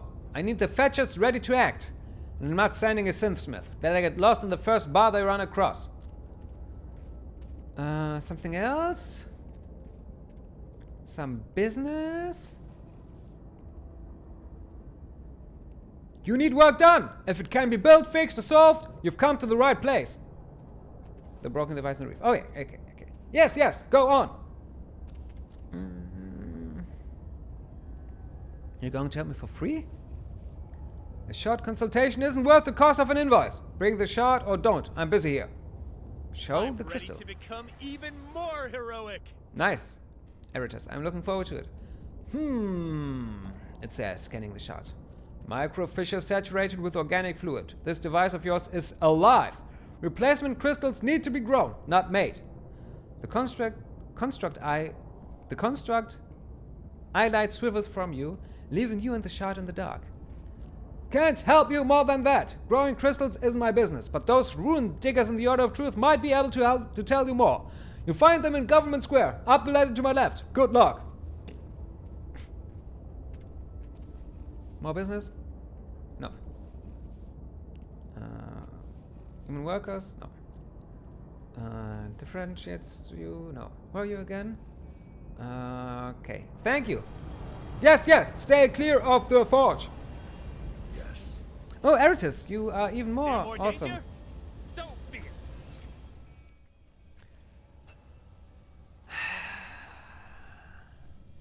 More edge, skill, effort. Scusi? I think more effort might be nice, so he can deal more damage. Yes. Yes, why not? It was before. The Artisan. Fine. What do you say about the Master Foreman? At first glance, this ancient, unmoving construct seems nearly identical to the others in the manufactory. It is only when you move closer into the hazy aura of forge light that you see the intricate, no chaotic, halls of engravings marking every millimeter of its armored frame, and the worker standing behind it is adding even more. Morning! It is morning, isn't it? I never pay attention to the time, there's not much use for it down here. Firelight twinkles off the construct's blank eyes. I'm Artisan. What can I do for you? Why do you have workers decorating your armor? Because I want to be the most beautiful construct in Circus Cliffs, the construct declares, the worker behind it chuckles. Joking. My eyes, well, not eyes, but you know, they failed a long time ago, but my other senses are good. Very good. So when my workers want to show me a design, they scratch it out on my plate, I feel it, and give them feedback. Not that some of them need it.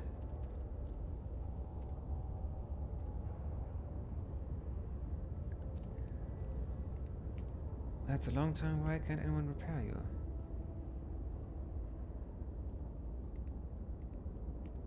A long time ago is a long time to be blind. What? Your workers are that good? Both artist and canvas.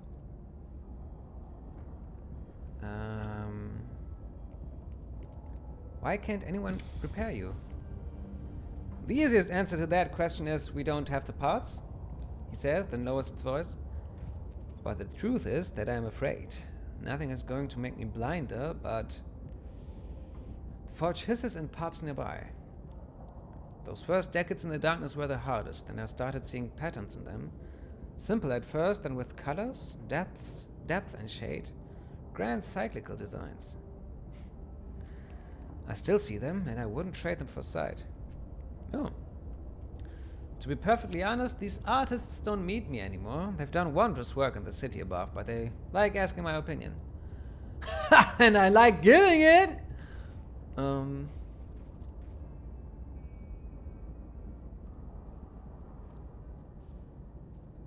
you show me something? Absolutely. Hold on a second. Let me get a sense of what might appeal to your tastes. Nested sensors whir into life on its shoulders and beams of light fan over you in the space of a heartbeat. Not so interested in the arts, I see. Lager! Get our visitor the contents of Storebox 39. A few minutes later, a stocker hurries out and places a heavy object in your hands. No charge.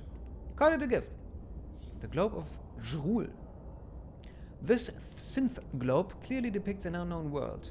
The more you look at it, the more details you discover, as if the globe somehow enhances and concentrates your vision as you examine it. Cool. What's your opinion of your fellow foreman? Well, I don't like to speak poorly of my family. The construct breaks off when the worker behind it snickers. It's true.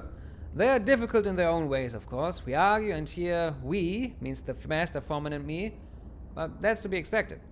We've known one another for millennia, understand? We went through decades of angry silence until, well, we learned to accept each other as we are.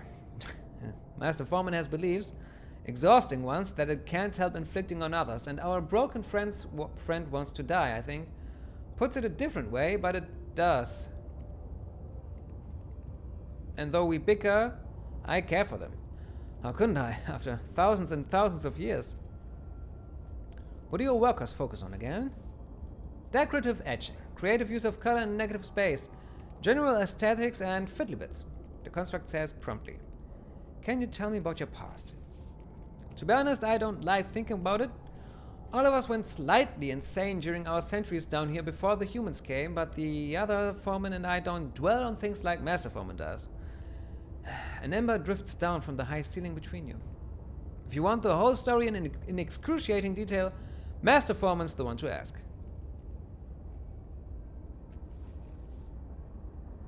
Don't say I sent you. Okay, farewell, fellow artisan. Don't mind if I do. Don't mind if I do.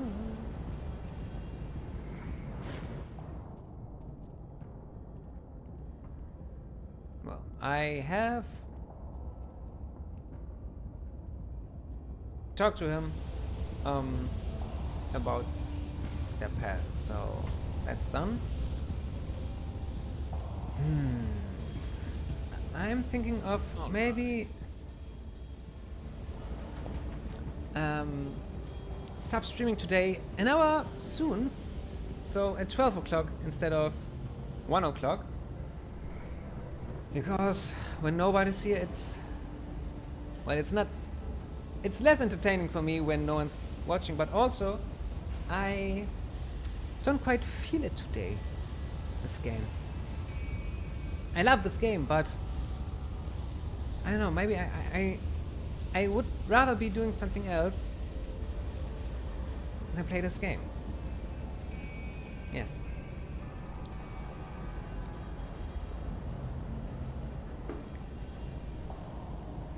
Okie dokie.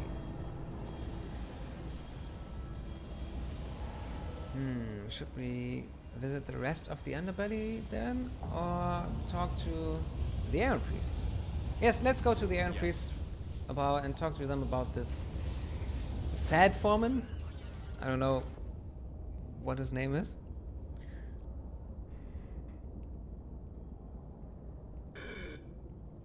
Sorry. A set of floating rungs rises from the floor, leading up to a more conventional ladder built into the side of the ancient ship. The ladder disappears into darkness above. Climb up.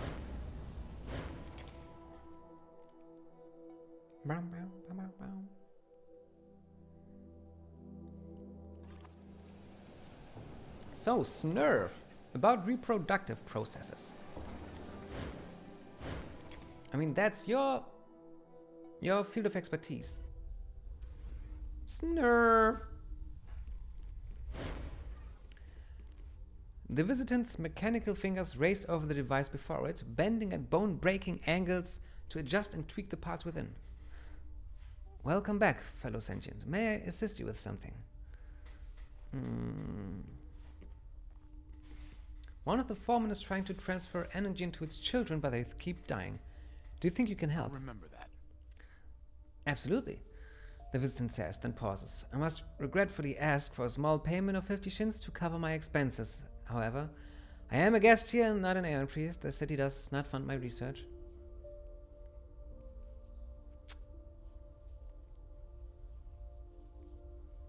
Never mind. What about you other peoples? I read forehead as Foreman at first, but no, he can't help. Sally Mary? No. Look out below! Above! Min? Sideways! Mechanical Numenera? Ah! Okay, bam. Now, quick save. And Min of Tan Yang. Mechanical Numenera and Offspring. The Offspring. Not the Master Foreman, I hope, he says with a disbelieving laugh. One of him, it is more than enough. One of him, it is more than enough. This sounds like something that would interest Snurf quite a bit. And when you head back to the Underbelly, tell Master Artisan I said hello. Okay, I will. Don't mind if I do. Beleazar? You can't help, can you? No. Okay, Snurf. Snurf. Sorry. No, they won't.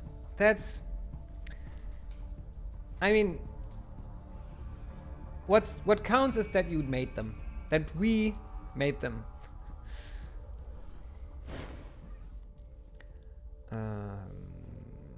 Once I have children again. Of course. Here's the money. Excellent. Now, let me ask you a few questions about the situation. Don't try to be accurate or the device I craft will be... Do try to be accurate or the device I craft will be less effective. First of all, as you know, this is an unusual case. Machine intelligences are rarely driven to create offspring. Why does the Foreman wish to have children?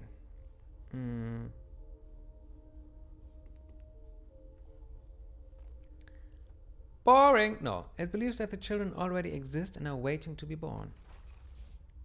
Ah, predestined existence. An uncommon philosophy, but not unheard of. It also raises interesting questions about the reasons for the intelligence's infertility. Why can't it create offspring if it so obviously wants them? On to the second question. Has it any success in transferring its energy to its children? How long does it take the children to expire? Almost immediately. Well, he learned their names. They never live at all. This is ridiculous. They're machines. Almost immediately. Yes. Intriguing. Final question. How are the Foreman's intelligences stored? Void arrays, shielded ring cores, or some other method?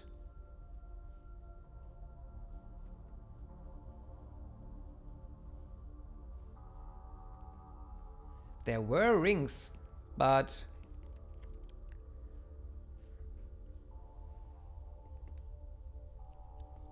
it's extremely old. Ah, yes. The blessing and curse of the Numenera. So unique and therefore so incredibly difficult to study properly, to classify them as they deserve. I shall do my best regardless. Makes a final note. At any rate, I shall get to work. This should not take long. I'll remember that. Here you are. Snuff says, laying a heavy cylinder on the table with a magnetic clink. In short, there's nothing wrong with the Foreman's body, and it wants to have children. Therefore, something in the intelligence's governing spirit, the sub-intelligence, if you will, must be blocking the energy transfer. The visitant passed the cylinder. Attaching this device to the Foreman should disable the sub-intelligence's defenses. Good luck.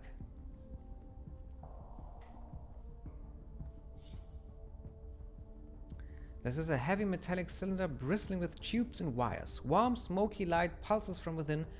It appears to be an energy transfer device tuned for a very specific purpose.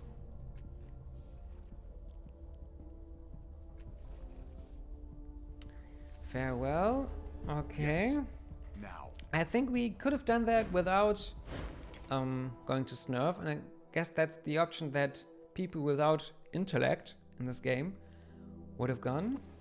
But we have intellect, and I think Elegant and I could have done that. But we can load again, so nothing's lost. Reload. Tarnish. Okay, Yes. you, Now. Foreman.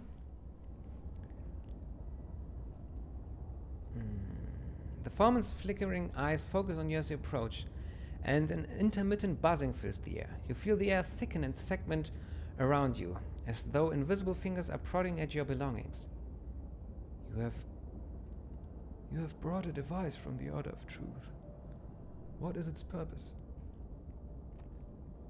It should bypass the part of you that is preventing you from creating children. Very well. I am ready.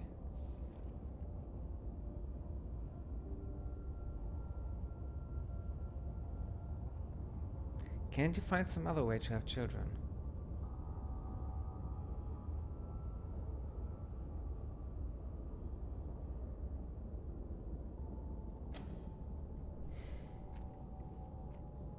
I mean, yes, Tibia. Try Tibia. No success. Damn. If there were another way, I would have found it.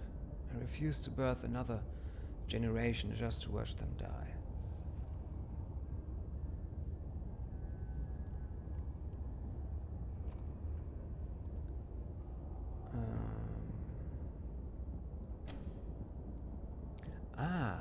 No. So this is intellect. Now that was the speed option. This is the intellect option. Now I understand.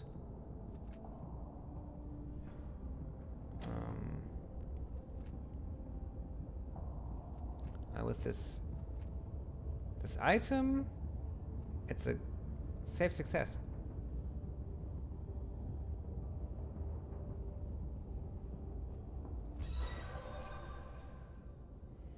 I'm ready to learn something new. The turbine hums into life. The fans within whirl, singing a high, trembling note, and cold energy pours through the air like blood from a wound, flooding into the motionless children. One by one, their tiny eyes flicker into life. One by one, the foreman's eyes go out. Its voice mesh rattles as if it's going to speak.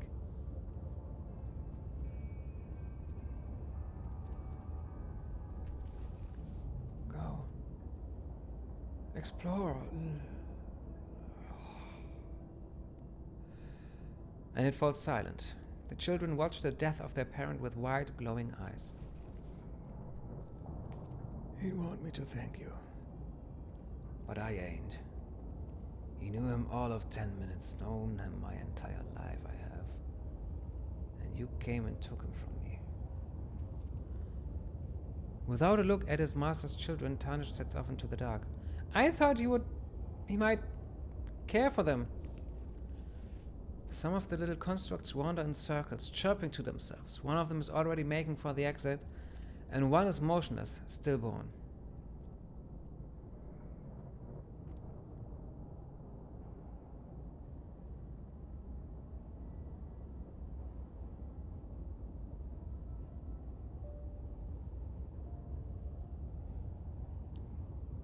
Take the dead one and let the others go free.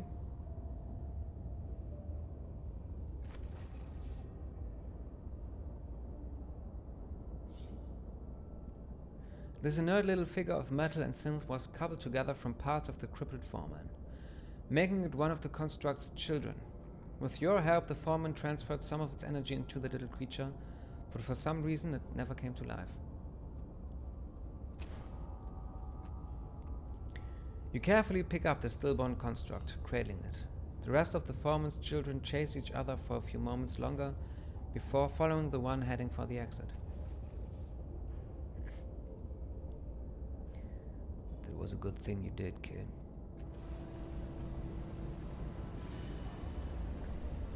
Ready.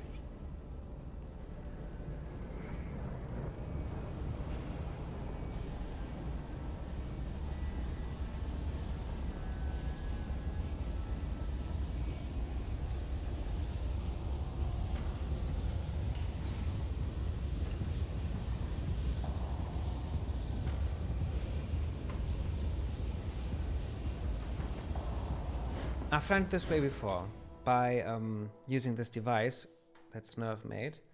So I just want to see what happens if I don't have that. So I... Snurf, where are you? Snurf! Okay, no, actually never mind. Farewell. But to Min I have talked, haven't I?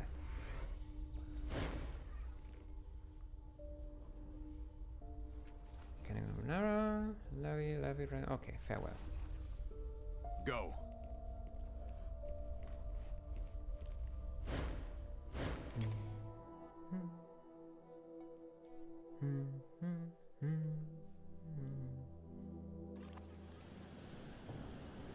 Let's go.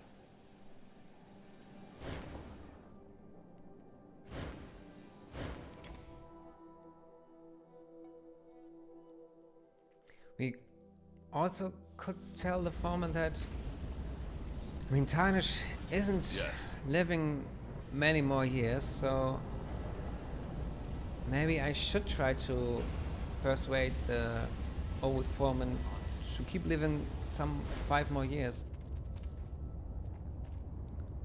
Min says hello. Really? Tell him he should visit more often. Even if he doesn't like the smell. Ha ha ha, you're so funny, Master Artisan. What are they talking about? Something I only heard about third or fourth hand. Let's pass along the greetings to Min if we get a chance. I'd be curious to see how he reacts. Okay, okay. If you want a job done right. Let's go to Min.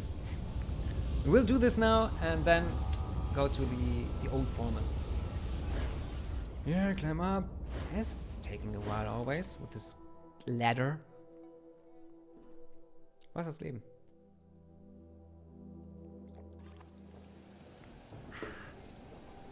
Fine. Sorry.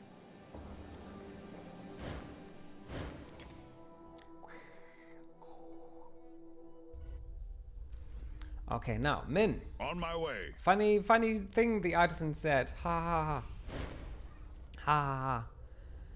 The master artisan says you should come visit more often even if you don't like the smell. It did not. It did? He covers his face in his hands. Word of advice. Never buy a lunch from the meatmonger before you go for a chat with Master Artisan. Because if you get sick, even a little bit, someone won't ever let you forget it. Ha ha ha.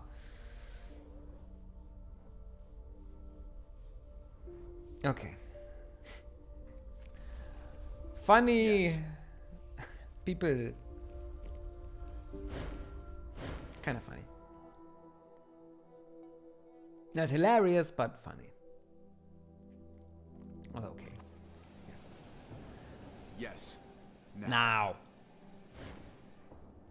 Climb down.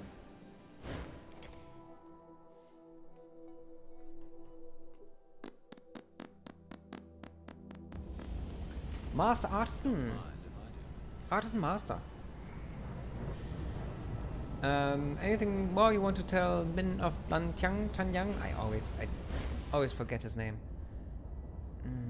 Okay.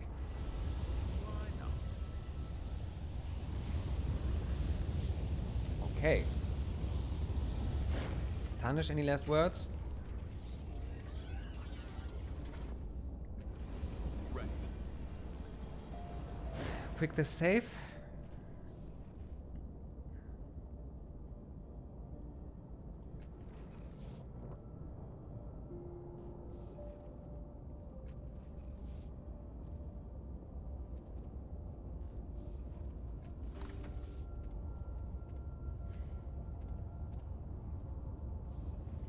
Okay.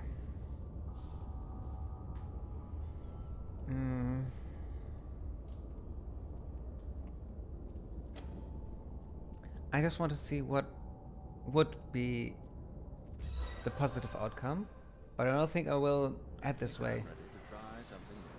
You hear a faint rhythmic clanking as though a gear has come loose in a distant ancient clock. He has served me more than well. The construct says at last, but softly, and he is not young. A sigh rattles from the mesh around his eyes. Perhaps I will wait. One more tests. I have nothing but time. Yes.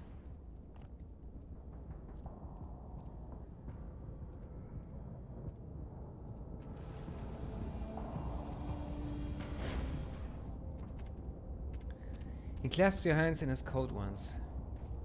Thank you for convincing my master not to go through with it. He won't let this go, of course, and maybe there ain't a way to give his children life without killing him. But maybe this will keep him from doing it until long after I'm gone.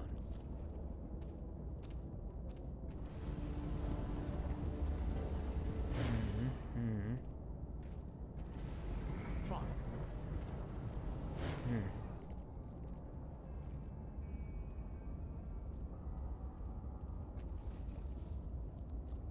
Hadea sighs from the Foreman's vents. Study the deaths of my children so that I will not fail in the future. It says, so softly that you barely hear it. Count the minutes until I can try again.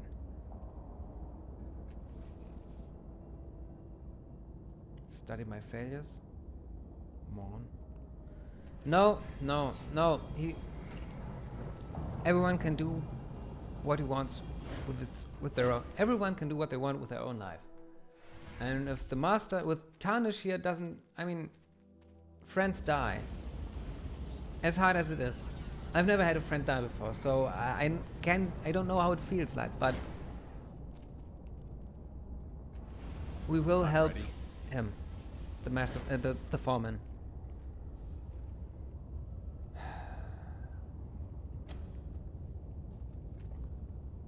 And somehow Tybee is the master at this.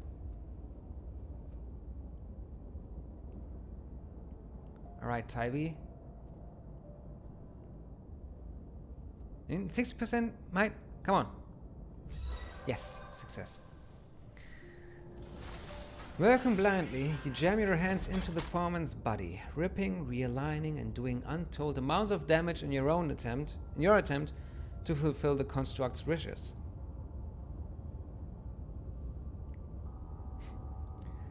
Eventually, you succeed.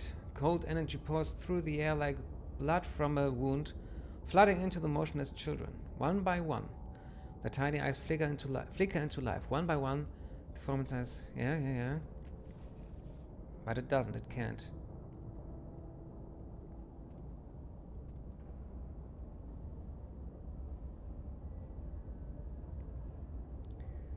The children watch the death of their parent with wide, glowing eyes.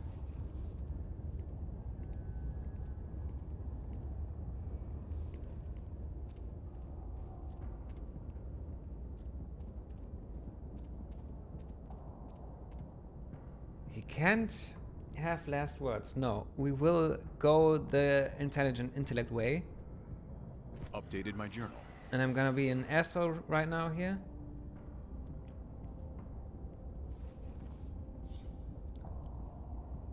Foreman's children. Usable. You managed to attach several of the crippled Foreman's children together using various cables, plugs, and sockets. So that'd be quite effective as a power source.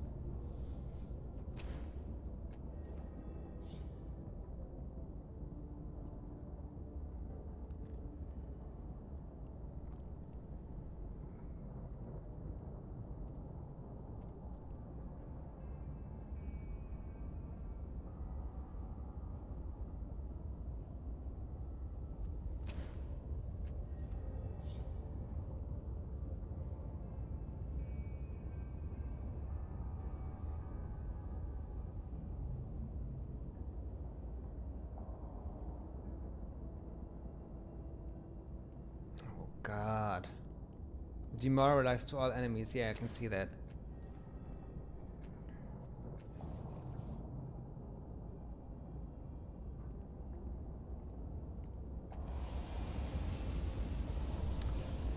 No, this is evil and I will not do this.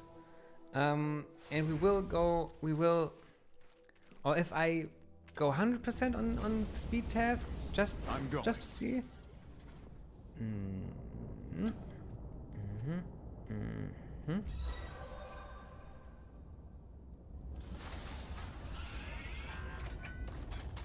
But it can't speak.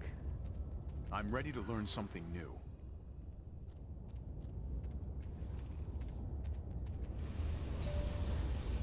No, let's go back to Snurf.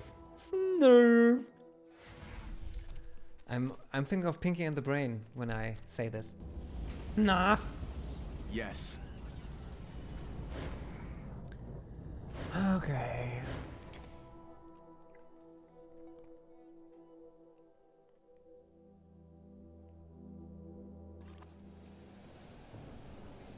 Yes.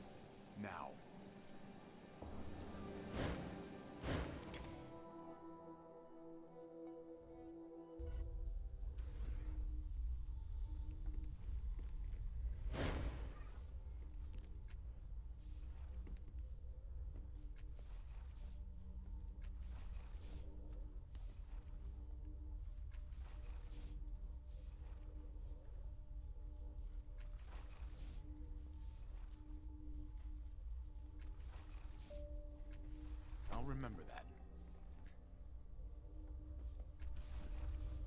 Yes. I am the very soul of action. We have this Master Artisan Min of Tan Yang gag we have done, right? Yes, we have. Fine. Doing Wait, it now. if we haven't, this was not the way we could check that. Yes, we have. On it.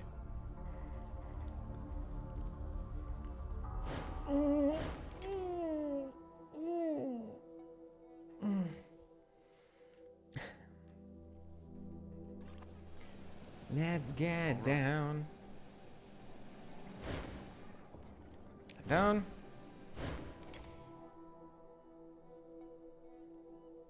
Just checking something here. Okay, okay. Okay.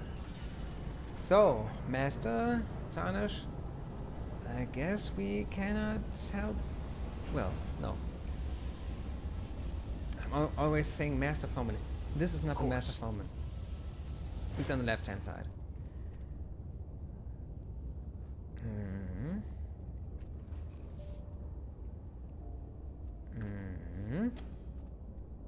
And who's doing that? Elegant, with a 100% success rate. I think I'm ready to try something new. Good. Go explore. I mean, it's just only one word, but this is... If his children are going to do anything at all, they should do what he wants them to do, explore the world and learn. I mean, he didn't say kill all humans, so he gets his last words. Yes, Tarnish is, of course, he's pissed, and we only take the dead one.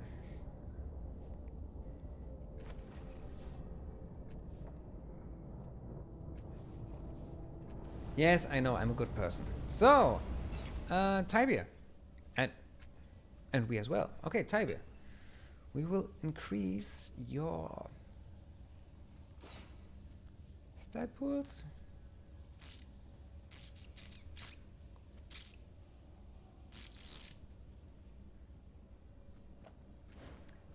Or your skill. With quick fingers. They come up quite often, so... Yes. Yes. Quick fingers. And no one else has quick fingers, right? Yes. He's the only one. And we will... Well, yes. A new ability, Singularity Spike. Adds 2 damage to all attacks. Ooh. Your weapons blur between multiple dimensions, doing damage to armor, flesh, and reality itself. And now, choose one ability. Summon a psychic construct that helps you flank your enemies. This character can only summon one at a time. Focusing on a point of the battlefield, you summon a glowing ethereal being that whispers in your opponent's ears, distracting them. I've got my companions that can flank people, so no. The Warp Dash, 2 speed. Teleport to a point and attack all enemies within short range of the point. Enemies that fail to resist take 1 damage, but they are hobbled. That's good. A place exists under space, a way to connect 2 points by folding the fabric of reality. By touching these points together, you can almost be in 2 places at once, and the resulting burst of energy slows your foes. Charm. Automatically succeed on the next persuasion. Make an ally of someone who stands in your way, tap into your secret powers and change their minds for them. We have Tybee for that. Sourceful. 1 for cipher use. No, that's boring. Practiced in armor.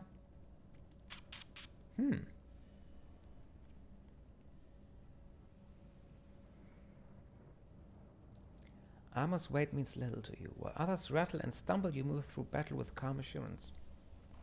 Maybe Edge magic. Oh no, automatically succeed on... No, you snap your fingers and knots untangle themselves, doors pop up, chests unlock. It's easy if you know how to do it. Trained without armor. Who needs armor? It's slow and cumbersome, and that extra weight might just get you killed. You prefer speed and mobility anyway. What kind of armor am I wearing right now? Shit. I don't know. But I think I'm wearing light armor, aren't I?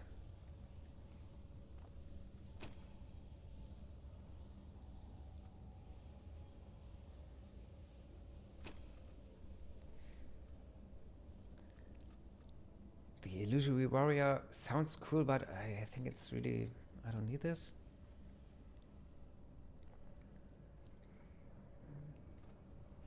This is something... I mean, if we die, that's not really that bad. Sometimes we even want to die, so making damage seems more useful.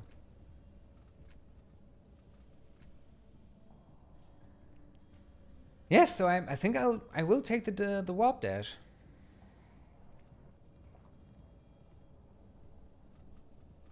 Yep, that's what I do. And it's skill to increase. The mystical law or anamnesis. Yes, I just like that. Also, anamnesis I don't think we can use as a flex skill, but mystical law we can, so anamnesis it is. And what kind of armor am I wearing? Light armor. Okay, so it would have been this light armor skill that I wanted. But that's okay. That's alright. And we now can warp dash and we can... Yes, flex skill. I wanted to see what kind of flex skill I'm... Don't push me. Yeah. Need me? What? Are we ready to go? Okay. So I think... Hallihallo, Walter! Einen Moment. Ich muss schon die ganze Zeit jetzt stark auf Toilette. Und dann mache ich das jetzt eben noch. Ich muss eben Pipi. Wir sehen uns gleich noch zum Abschied. Bis gleich, Walter. Hallo again. Ja, Walter. Witzig, dass du jetzt gerade noch da bist. Ich speichere noch eben. Aber der Quick Save ist eigentlich genau das, was hier auch... Komm. Quick gesaved. Ist das auch erledigt. Ich wollte nämlich jetzt schon Pause, also ausmachen, obwohl ich eigentlich normalerweise ja bis 13 Uhr streame. Hatte ich heute das mal nicht so vor, weil es war so lange niemand hier und ich dachte mir irgendwie so ein bisschen, gerade weil ich auch wirklich manchmal Hilfe bei den Entscheidungen bei diesem Spiel brauche, ist es schöner, wenn halt wenigstens eine Person irgendwie so dabei ist. Deswegen hatte ich nicht mehr ganz so viel Lust. Und außerdem kenne ich das Spiel selbst ja schon. Also, aber ich meine, ich liebe das Spiel, aber ich hatte auch heute auch noch andere Sachen vor. Zum einen wollte ich zum Beispiel auf YouTube ein paar Videos wieder, die Beschreibungen zuschreiben, also meinem YouTube-Kanal mal wieder ein bisschen vorbeigucken. Dann wollte ich heute noch ihr... Dann haben wir um 14 Uhr ist dann Muttertag. Das heißt, dafür noch so ein bisschen Sachen vorbereiten. Und nach Muttertag ist dann, treffen wir noch Freunde. Außerdem möchte ich mir gleich zum ersten Mal einen Selbsttest, also einen Corona-Selbsttest in die Nase schieben und bin ganz gespannt, wie das geht. Also, hatte noch ein paar Sachen vor und deswegen, lieber Walter, mein Lieblingswalter, wirklich Walter, du bist mein Lieblingswalter. Sonst kenne ich nur keine Walters oder wenn ich Walters kenne, dann sind sie eher komisch. Sehr komisch. Walter ist auch so ein komischer Name. Naja, Walter! Ich wünsche dir einen schönen Sonntag, einen schönen Muttertag und ansonsten auch einfach ein schönes Leben. Wir sehen uns dann, wenn du möchtest, am Mittwoch wieder. Und da spielen wir Shantae Risky's Revenge. Und ja, bis nächstes Mal. Musst du gerade schwierig lesen. Ist ja so klein auf meinem Handy. Gerade auch jetzt ohne Brille.